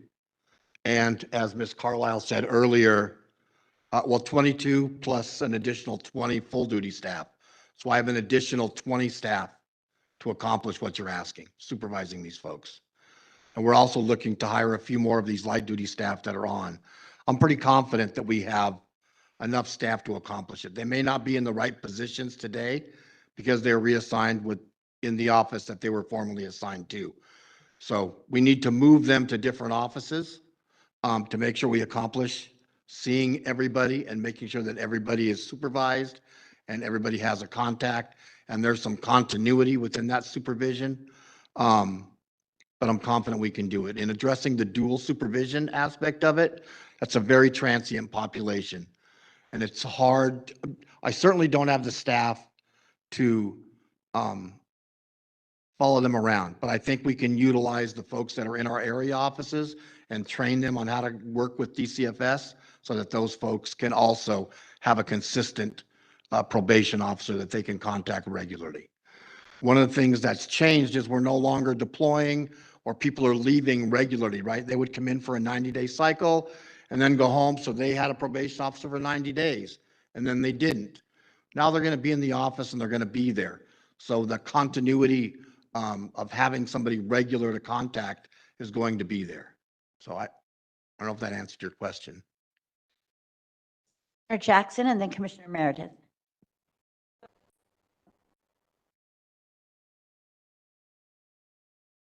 Hello. So I got a call from a mom this weekend in the South LA area. She has a 17-year-old son with special needs, and she shared that over the last year, she's had a very hard time getting a probation officer to come out to her home to do the checks. At one point, she did share that when her son was on an ankle monitor, that was the most consistent and effective support that she had experienced, and she had really wished I mean, not that he was on an ankle monitor, but that he would have the support that he needed, and it's just not there. In that amount of time, which is probably about a year and some change, she said that he was arrested twice more on gun charges. And so all of that has led to her feeling that he doesn't have the support that he needs, but more importantly, unsafe in her own home. He's not like he carries guns, and she recently found opioids in his possession, and all of that has led to her getting a metal detector in her own home and bringing cans of Narcan in her home, and all of this is the result of failed field supervision. And so I'm wondering how your intentionality and your proactivity is going to reach her household. If you're asking if we have been failing over the last year, absolutely. But again, I have an additional 12 probation officers that I can now put into, actually, 12 plus 8. I have an additional 20 probation officers that I can now put into the community in whatever, areas that I need to put them in. Is that going to be where we can go out and see everybody in the home? It's not. I don't have those kind of numbers. Well, we should be able to see everybody. They should be able to call somebody. It should be my probation officer didn't disappear because he had to go home because the 90 days are up, or he got deployed. Now he's gone to juvenile hall, right? There should be, hey, this number is going to be good, and we should be able to call somebody and they can answer and they'll be able to respond and provide some resources. That's what I think we can do moving forward. But it makes her home nor the community any more safer, really, because you're expecting families to go to you instead of meeting them where they are, correct? Yes. Now, are there opportunities for us to get out into the community? Yes, but we certainly can't see every kid in their home. I don't have that type of capacity. Thank you. Commissioner Meredith.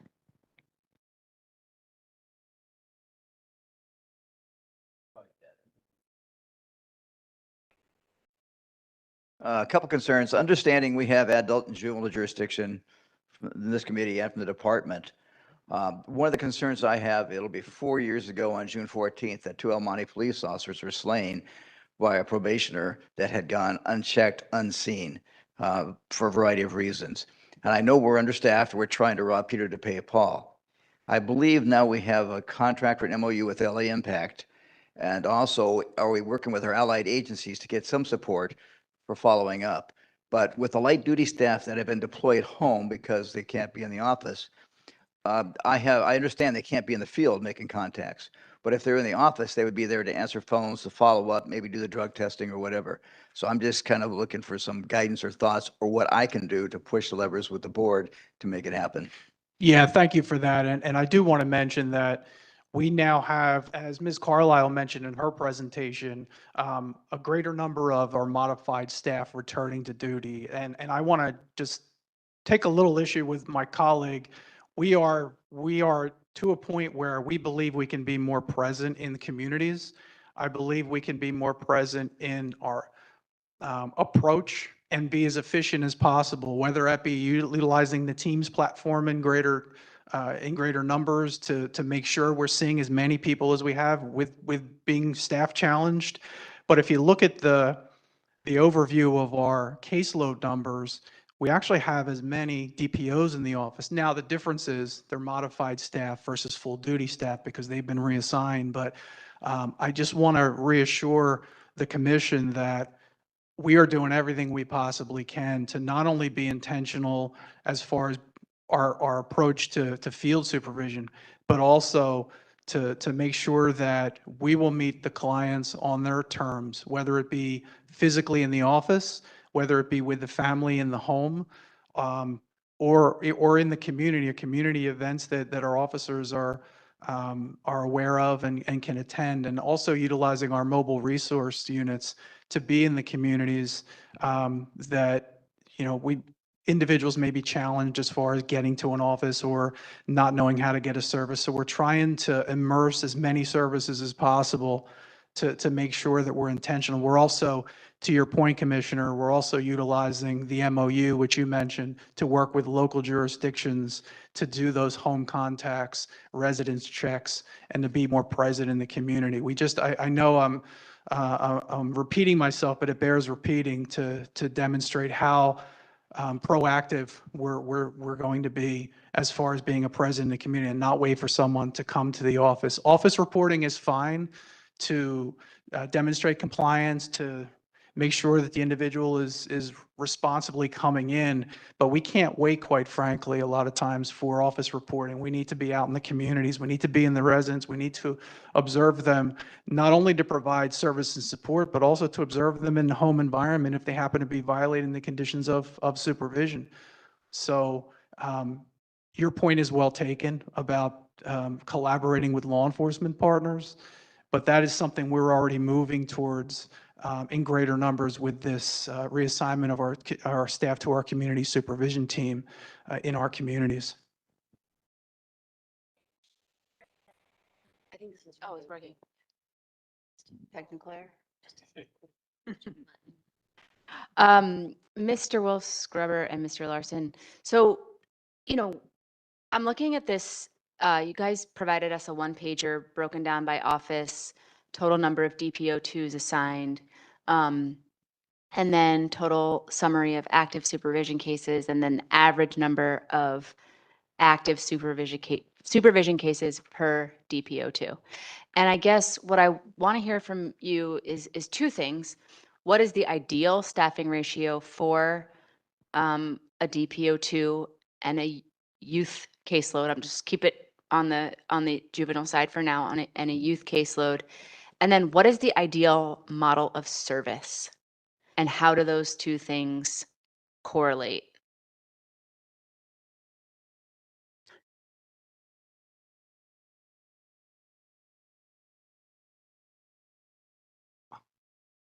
Ideally, for juveniles, I'd like to see a 1-65 ratio. As far as a model, we certainly need to provide an assessment up front, find out what their risks are, to find out what their needs are, develop a case plan and a plan of care for what we think resources and services and how we should deal with that young person and their family. Enact the case plan, and if it's a failure, the same way you change the hypothesis in 9th grade science class, we change the case plan. Now we have limited time, so information gathering is critical, right? We see a kid maybe cumulatively total of 6 hours over a year, right? Half an hour, maybe a month. So gathering all that information up front to find out exactly what it is that we need to service is pretty critical. So making sure that our chronos and our court reports contain as much information as we can. So if there is somebody, the family moves or somebody else takes over, they're not trying to recreate something that's already there, that they can piggyback on whatever information is there. And then assist them with completing their conditions of probation and lowering their risk scores. Thanks. Why, a couple technical questions. Why right now is nobody assigned at the South Central office? I assume you're planning on remedying that. Yeah, so the 22 people that were reassigned to the office that they were formerly at. So I haven't, and that's exactly when you guys asked for the data. So I didn't want to come in already with, yeah, this isn't accurate, right? So Yes, we're going to move folks. I do have 2 probation assistants at the South Central office. Okay. One person has already been hired, a light duty person, to come to the South Central office. That's in addition to the numbers that I already have here. But there are some other offices that are going to need some support. And what about the re-entry opportunity center? There's a high number there. It's a very high number there. There are 2 more people that have been hired to go there that haven't started yet, but they're light duty people that we're waiting for their doctor's notes to clear and for them to start at the reentry center. Thank you, commissioners. Any other questions? I just have a quick. Yeah, assigned, sorry, not. Commissioner Prater, go ahead, and then Commissioner Terry.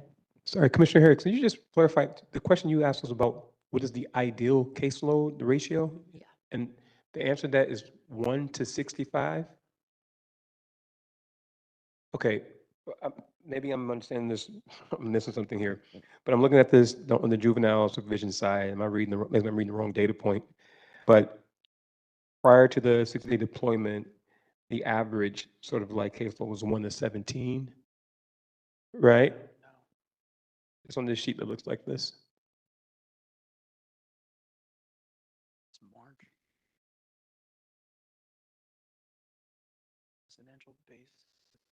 And then it says, as of 3/26 of last year, 25, the ratio was 49 youth to one staff.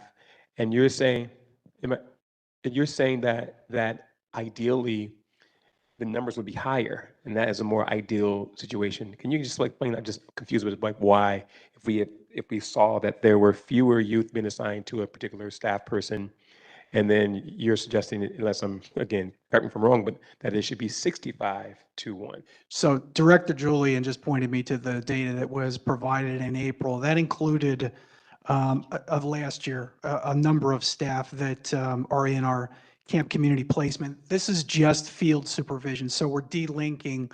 I only have field supervision in my area.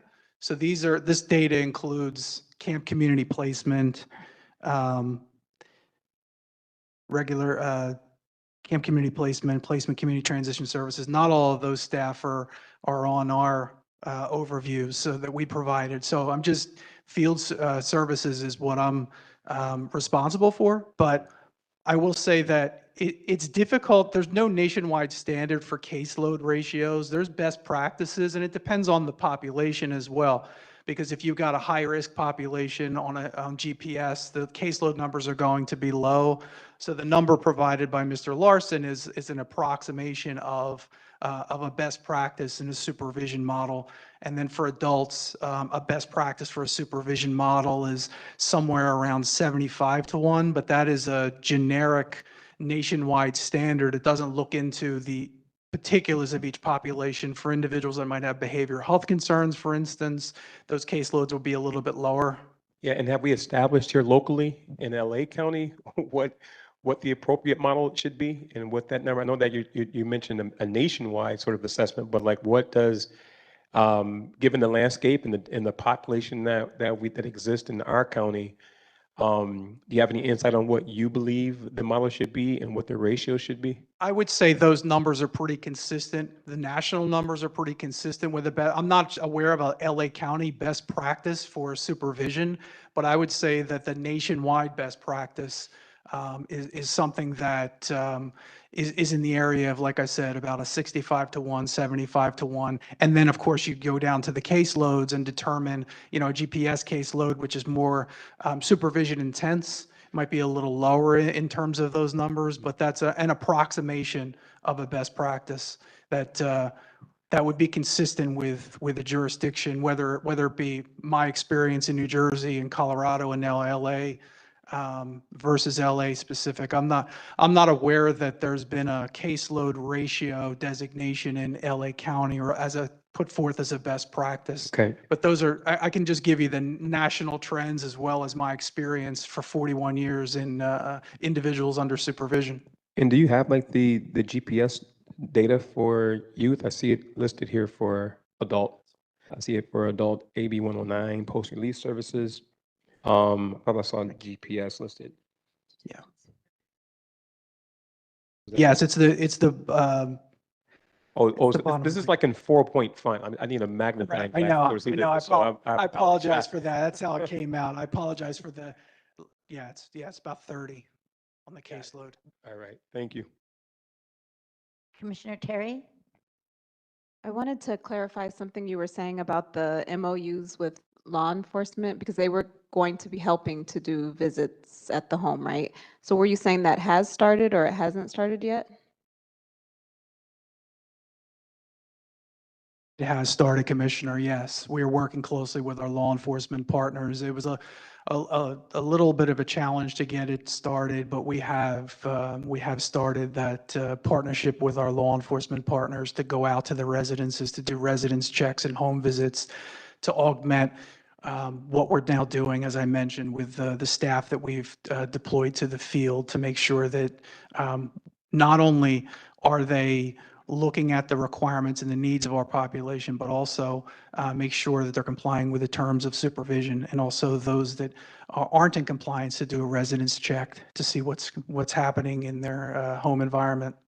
Are you able to, I know it's many different numbers, but able to speak to what those caseloads are like? And is this a strategy that the department is going to continue to put funding behind? I have to get back to you as far as the numbers, but yes, it is our ongoing strategy. Yeah, I'll have to get back to you with the actual numbers of folks that we've supervised and established residence contacts through those MOUs. Are they clearly identifying, is there communication prior with the probationer that you've contracted with law enforcement? And so like a sheriff's car might pull up, but it's actually a probation check, or, I mean, it just seems kind of with a patrol car pulling up that there could be some like confusion, that maybe they're there for something else. Yeah, so traditionally they've been going with our officers, so it's clear that when they're approaching a residence that it is a probation initiative, and it is a probationer that's sanctioned and a visit that's sanctioned through the probation office in collaboration with law enforcement. So traditionally they have been accompanying the law enforcement staff to ensure that the individuals are aware that it is a probation visit and not a law enforcement contact per se. Thank you, commissioners. Well, if a probation officer is present, why do we need law enforcement? It's really just an ongoing collaboration with both sides, also a community presence to make sure that our staff are working collaboratively with our law enforcement partners on residence checks. A lot of these are residence checks where an individual might be in violation of the terms and conditions of their supervision.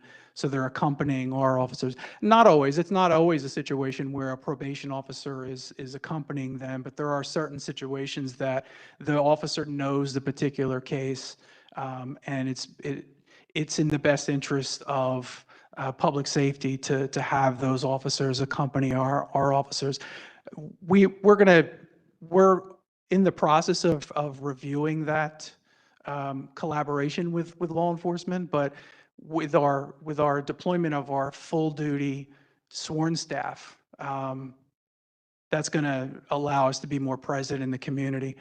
But in not every instance, to answer your question, not every instance does the MOU result in a probation officer with, but in a lot of cases, to answer the chair's question, in a lot of cases, they're accompanied by a DPO just for the purposes of collaboration. It's our case, quite frankly, not the law enforcement jurisdiction's case. So we're collaborating intentionally with our law enforcement partners with respect to the MOU. So law enforcement is usually involved when they're not involved when it's like one of those proactive residence checks that you guys talked about. It's usually in response to something, namely a violation. It's a little bit of both, but mostly to what you're mentioning, the residence checks where there's been a violation that's been determined, more so than the proactive field visits that we're now doing with our community supervision team. Commissioner Meredith and then Commissioner Kakani. Yeah, I obviously have an implicit bias in this coming from the world of law enforcement, so I'll put that on the table. A lot of times law enforcement can do compliance checks without probation. And a lot of times they do this, and it's a matter of making sure they're meeting the conditions of probation and seeing what services they can provide. Many of the cities we have in this county do have services that they do work with probationers and parolees to provide that. And there is a factor of safety coming in. Like I say, on June 14th, 2023, 2 El Monte police officers are killed by a probationer. Unfortunately, that does happen. As much as I want to say we can save every probationer, I know that's not possible, but we do have an obligation to public safety.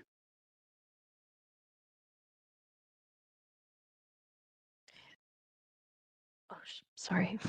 I was just wondering, we received this document from, I don't know if you can see it, this one, that talks about the juvenile supervision ratios between intensive gang supervision, regular supervision, camp community transition placement. We have it for 2024, 2025. I don't think we have it broken down this way for 2026. So if we could get that, I think it would be helpful. Because presumably regular supervision, school-based supervision is okay if it's a higher caseload, whereas intensive gang supervision should be lower because it requires more intensive support. And then with that support, people can get off probation quicker. So if we could just get an updated table that mirrors what we've received for the prior 2 years, that would be helpful. And then I just want to go back to this law enforcement Commissioner, contract. really quick, would you like to make a motion on that? Sure. I would like to make a motion to receive updated data on juvenile supervision breakdown that mirrors the way we received the data in 2024 and 2026. I second that motion. Okay. Now we take a vote? No. Okay, go ahead, keep on. Okay, and I want to go back to this law enforcement contracts. I'm looking to my notes, and it seems like that contract with LA Impact was different than what you were stating. And so I'm just quoting what I wrote down from the chief saying we're not contracting out probation work. But it sounds like when you're doing residence checks, that is probation work, or is it not? And then it says it's an MOU with government entities to capture when they have contact with our probationers.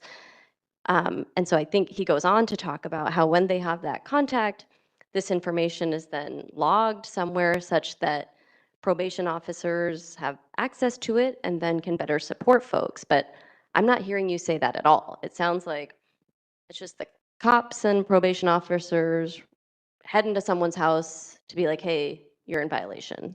No, and thank you for the ability to clarify if I was not clear.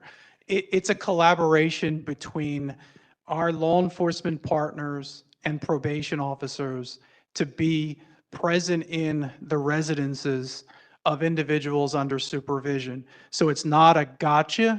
It's in some cases, it's a residence check, but we need the officer on site in a lot of cases, in most cases, to then establish that contact and that relationship with the individual under supervision.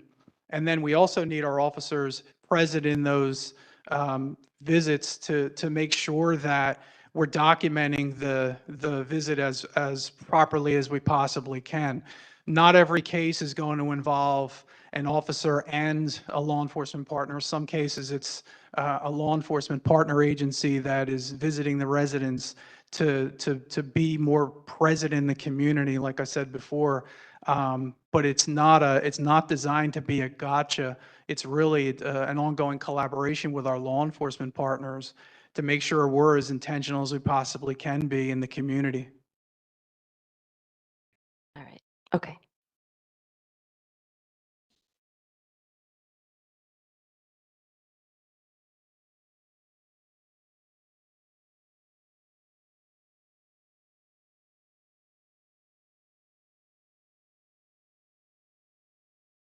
So Executive Director Julian has told me I have about 10 minutes. So I want to go over the probation assistant position in relation to sworn DPO. I know there was some questions about what the responsibilities of a probation assistant and how they differ.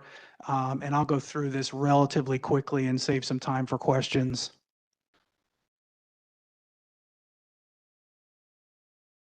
So clearly, probation assistants are not sworn officers, but there are a lot of responsibilities that they can perform.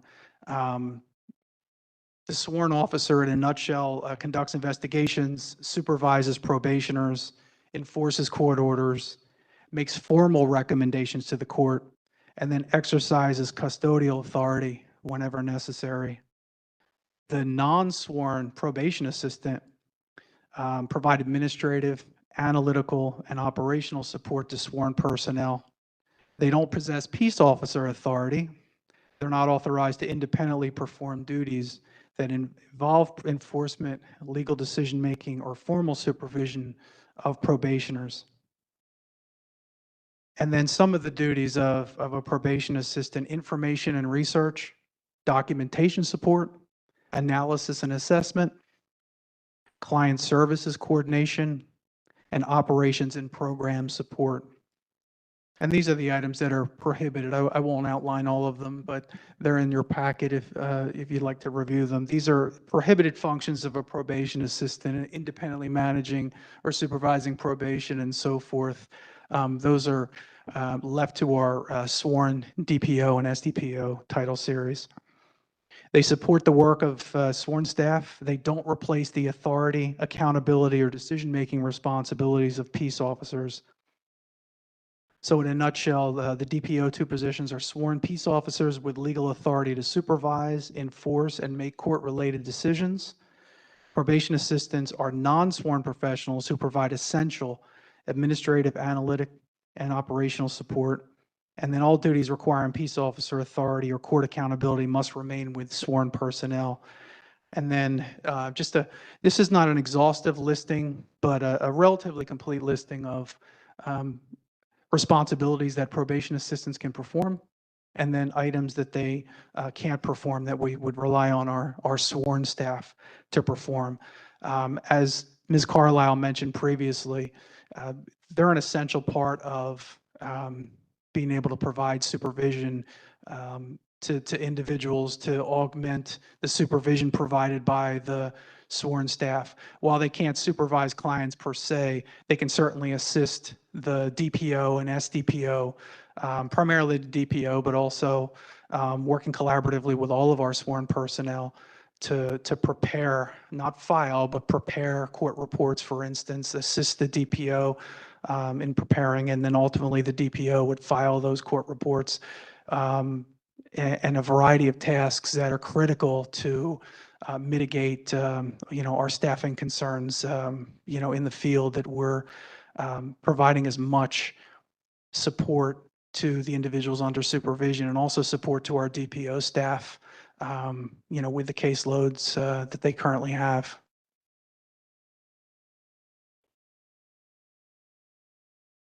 Ms. Carlisle, you may still be around for this, but what happens to someone if someone is being reassigned into a probation assistant position because of that modification, light duty, et cetera? I think I heard you say that is in the world of possibility, that you all are potentially reassigning people.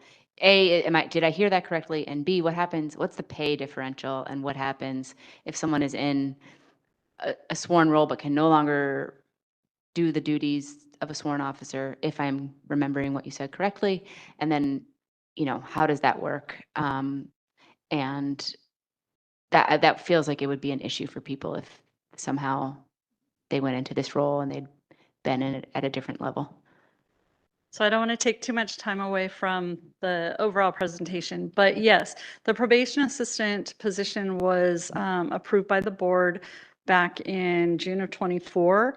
We started using it to reassign some of our staff to alternate positions in February of 25.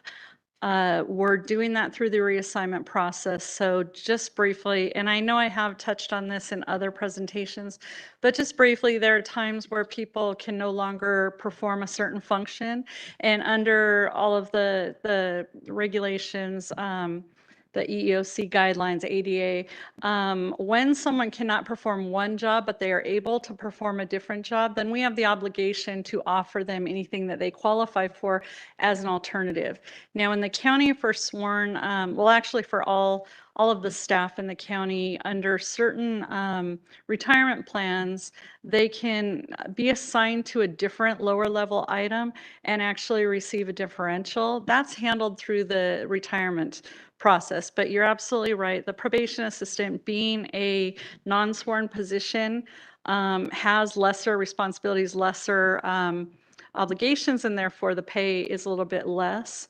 That's not impacting the staff for the most part that we're reassigning, because they do pick up this retirement supplement. But some staff it could impact. Unfortunately, if someone can't perform a particular job, the other option is, a medical release or something. We don't want to do that. We don't want to lose that talent. But this is a process that's been happening for many years, reassigning. And unfortunately, in the past, we really only had clerical support positions, other much lower level positions. So this, the probation assistant is really a win-win for the department, in that we can take, like I said earlier, that knowledge that staff have and be able to apply it even if they can no longer do the full scope of functions. So we will be opening up that position. Once we get budgetary approval for items, we'll be opening up that position to recruit from the outside, as well as utilizing it as an option for our staff who are unable to perform the full functions. So hopefully I answered all of the questions. Okay.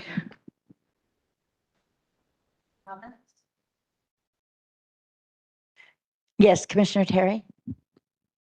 So the probation assistant role, is it, what am I trying to say? What metrics are you all using to kind of determine, has this been a successful or effective strategy for the department?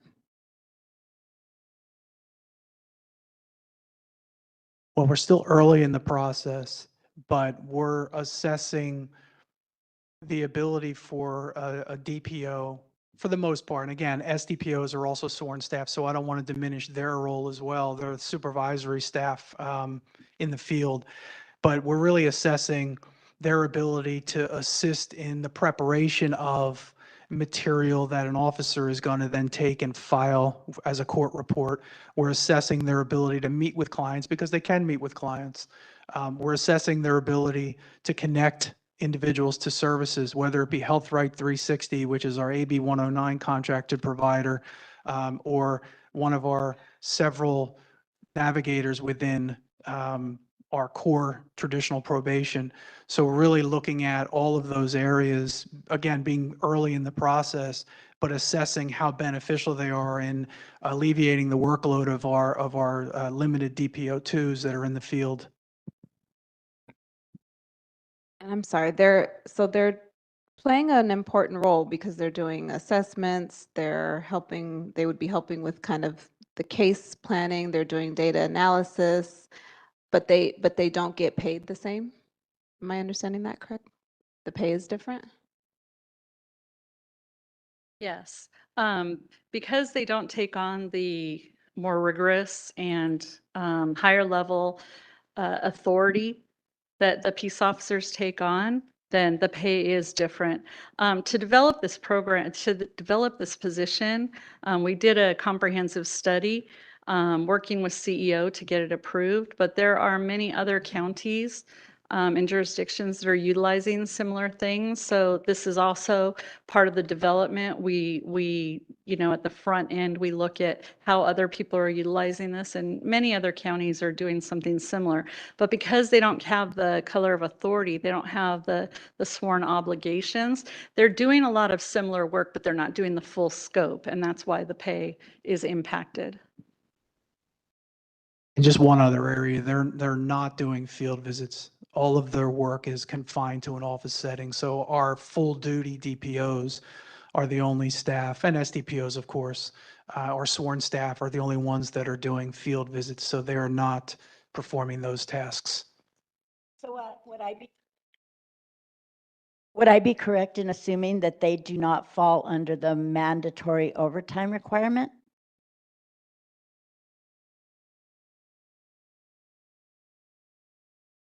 Yeah, that's correct. They're not peace officers. Commissioners, any more questions or comments before we move on to?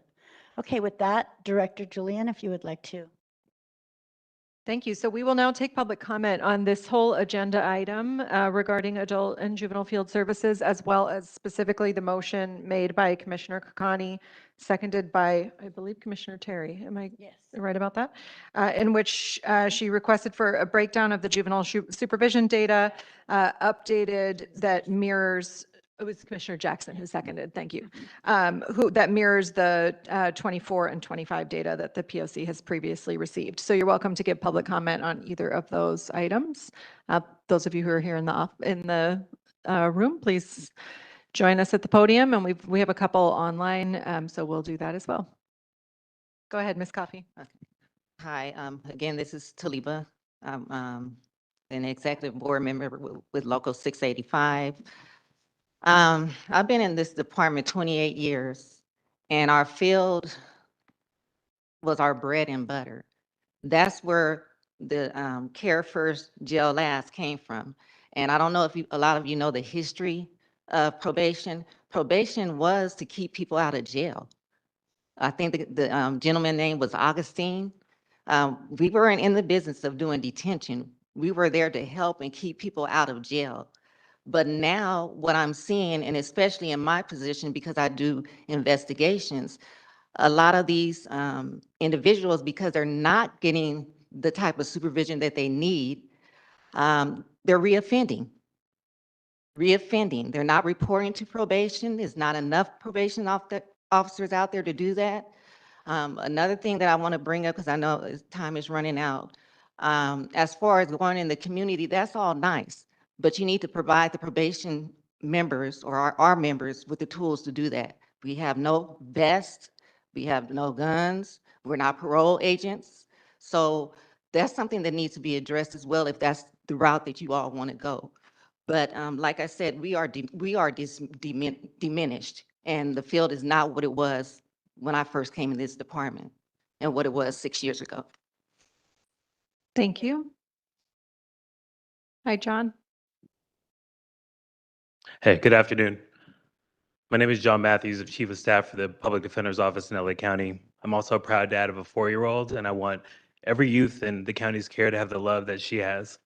Many thanks to Chair Canales and the Probation Oversight Commission for looking into the supervision issue to figure out how to best serve our youth. I want you to know that I often hear from Public Defender Youth Services Division attorneys who are working hard every day, showing up to work to represent our youth and advocate for them to be into the community and out of cages. What they say is that they, the public defenders, are the ones who are going out of their way to find youth the resources they need to keep them in the community, and that probation support is often non-existent. They're doing this work on top of litigating cases without any additional resources. Because of that reality, we're looking into expanding access to Partners for Justice advocates who are part of the defense team and develop trust with our clients.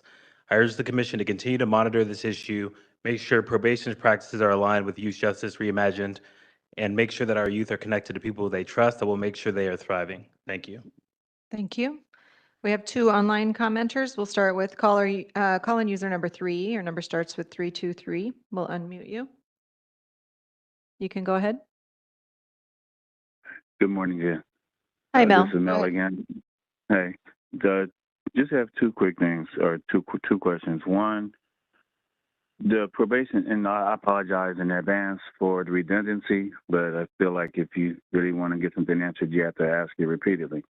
Probation assistants are slated for, or as an item where DPO2s can be slated into those positions. My question remains, what about the SDPOs and what about the directors who may have a physical inability to do A, B, and C that are newly being asked and required? What is being done for supervisors and directors to be repositioned?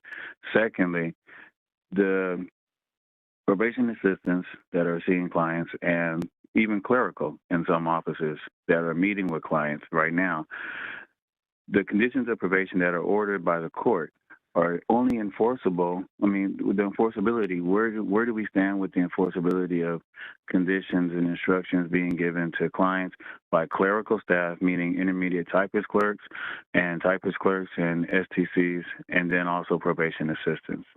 Are those enforceable? And I go back to what I think Chair Canales or Ms. Kakani mentioned, someone earlier that had an issue and their family needed help. How will we be able to help that person if we can't enforce the conditions? That's all. Thank you. Thank you, Mel. We'll go to the next caller. You're number 5, and your number starts with 310. Hi, can you hear me? Yes, you can begin. Yes. Hi, I'm going to be the devil's advocate. I'm Annette Smith. I am a recent retiree from the field. I was a supervisor over the gang unit. I have walked through and watched the demolition of the field.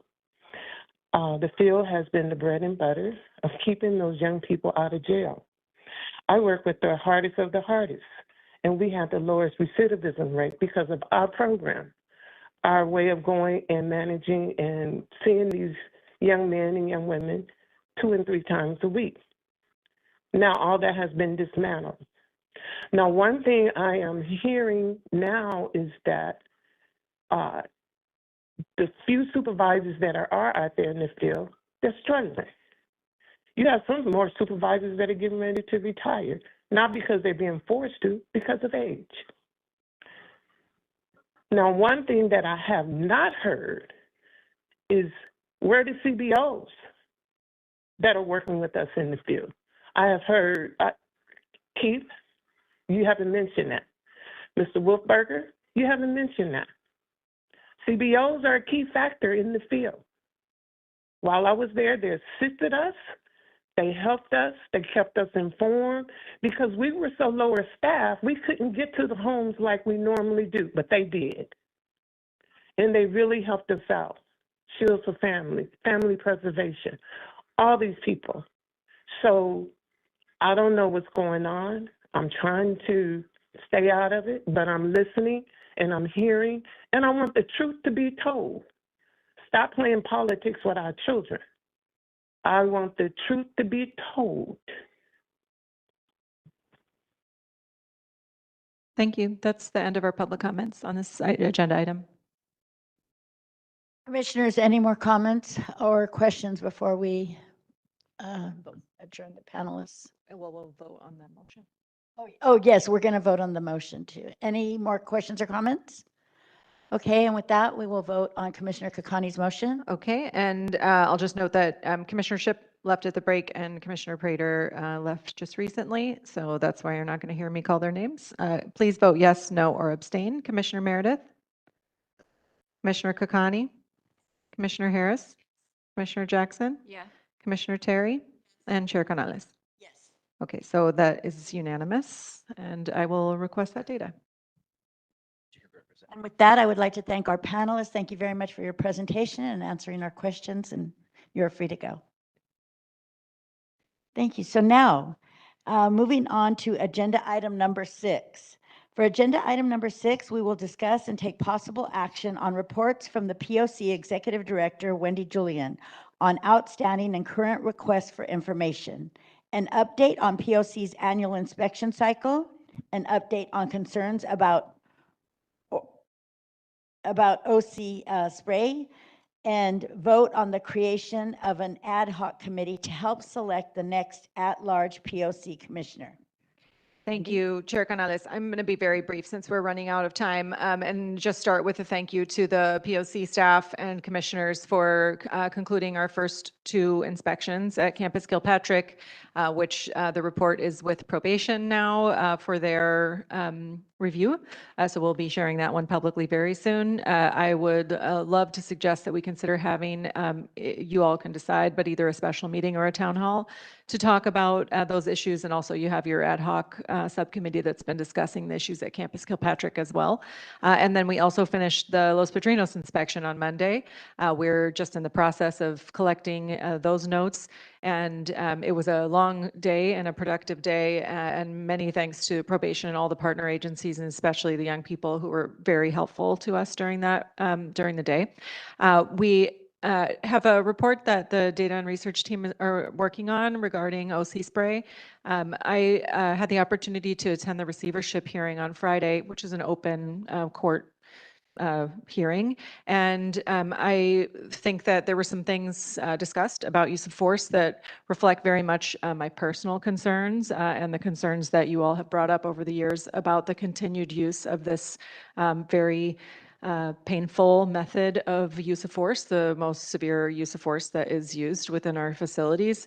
And we've just seen the continued use of it. I mean, that's basically the bottom line. And so we'll be providing a report around some questions about the descriptions of some of the rationales for the use that go beyond the things you might expect, like youth on youth violence or assault on staff.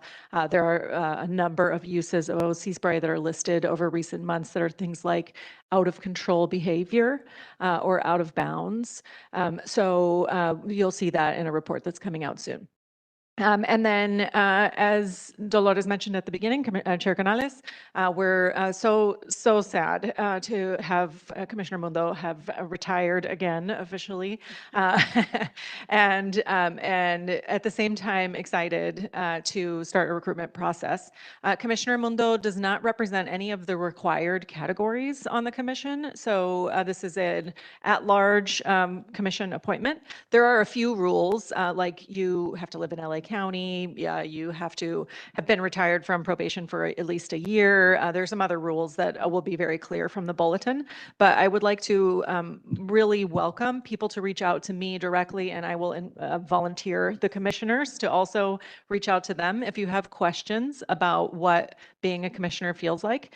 And we really encourage folks from all different experiences to apply for the commission.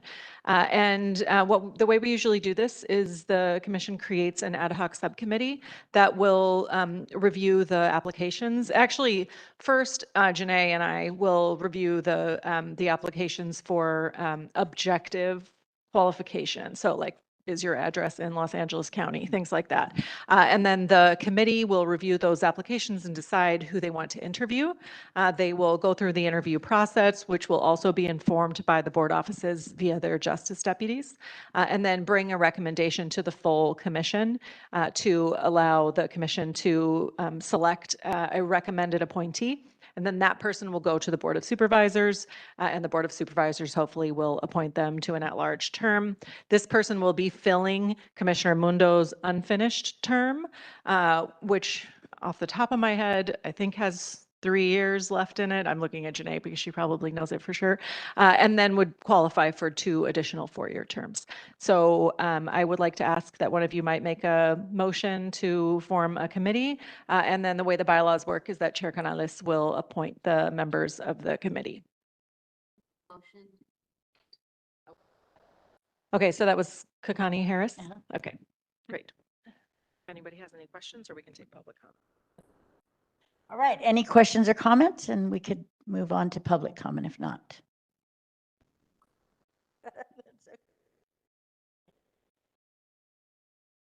Okay, so the motion made by Commissioner Kakani and seconded by Commissioner Harris is to create an ad hoc committee. It is actually, the motion is actually attached to the agenda. It's very specific. There's nobody left in the room, so I don't think we have any live public comment. Anybody have public comment online about that? Okay. Okay, thank you so much. Can I call the vote? Yeah, go ahead. Okay, all right, so we're voting on creation of the ad hoc nomination committee for the at-large commissioner. Commissioner Meredith? Commissioner Kakani? Commissioner Harris?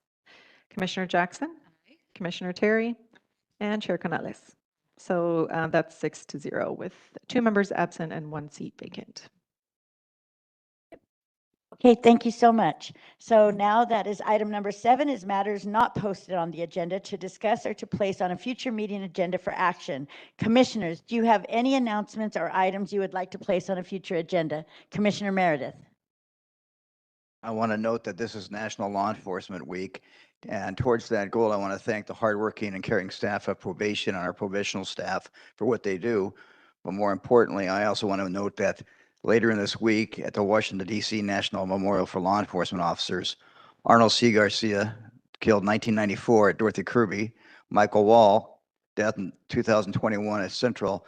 And Stanley Guinness, 2023 at Los Padrinos, who I did not know about last month, will all be on that wall. So just appreciate what probation does do under some adverse circumstance. Thank you so much, Commissioner Meredith, for raising that. Anybody else?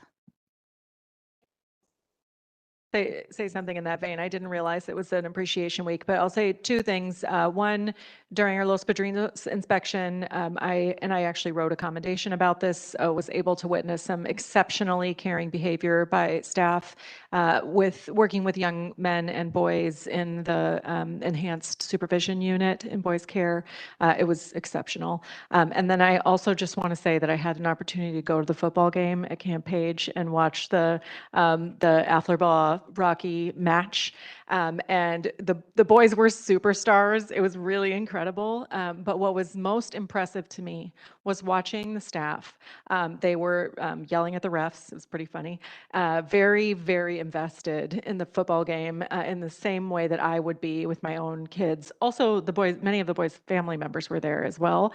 But they let the boys play. And flag football, as many of you may know, is a very emotional sport where the calls are questionable. You know, like, did you pull the flag? Did you not pull the flag? And the staff allowed the boys to be boys and to play the game and to have fun. And then they slapped hands at the end of the game. It was a very beautiful experience where the kids got to have, I think, a very normal teenage experience that was a lot of work by the CBO who ran the program for a few months and the staff who allowed that to happen. So thank you, Dawn, for reminding me to state those wonderful things that staff are doing. I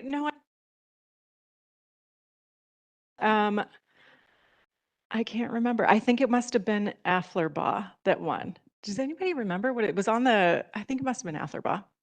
They had names. The teams had names. I think it was the Athler boys that won. It was the last season was basketball, and the team won this season that didn't win the last season. So it was good. Yes, thank you for that, and thank you for leaving us on a positive note. And also, now for agenda item number 8. Public comment. Agenda item number 8: opportunity for the public to address the Probation Oversight Commission. No public here? Any public online wishing to address us? Okay. Good. Okay, and with that, I would say that thank you all for joining us. We will adjourn the meeting May 11, 2026 at 1 p.m. and 12 seconds. Thank you all for joining us and sharing your comments. As a quick reminder, be sure to follow us on social media and subscribe to our YouTube channel at LA County POC. To receive reminders about our upcoming meetings, visit our website at www.poc.lacounty.gov to subscribe to our email list. It is now 1 p.m. and 37 seconds. Can I have a motion to adjourn today's meeting? Double motion. Okay. Motion to adjourn by Commissioner Kakani and seconded by all the commissioners. So we now have a motion, and any abstentions? The motion carries unanimously. Today's meeting is now adjourned. Thank you all so much for your participation.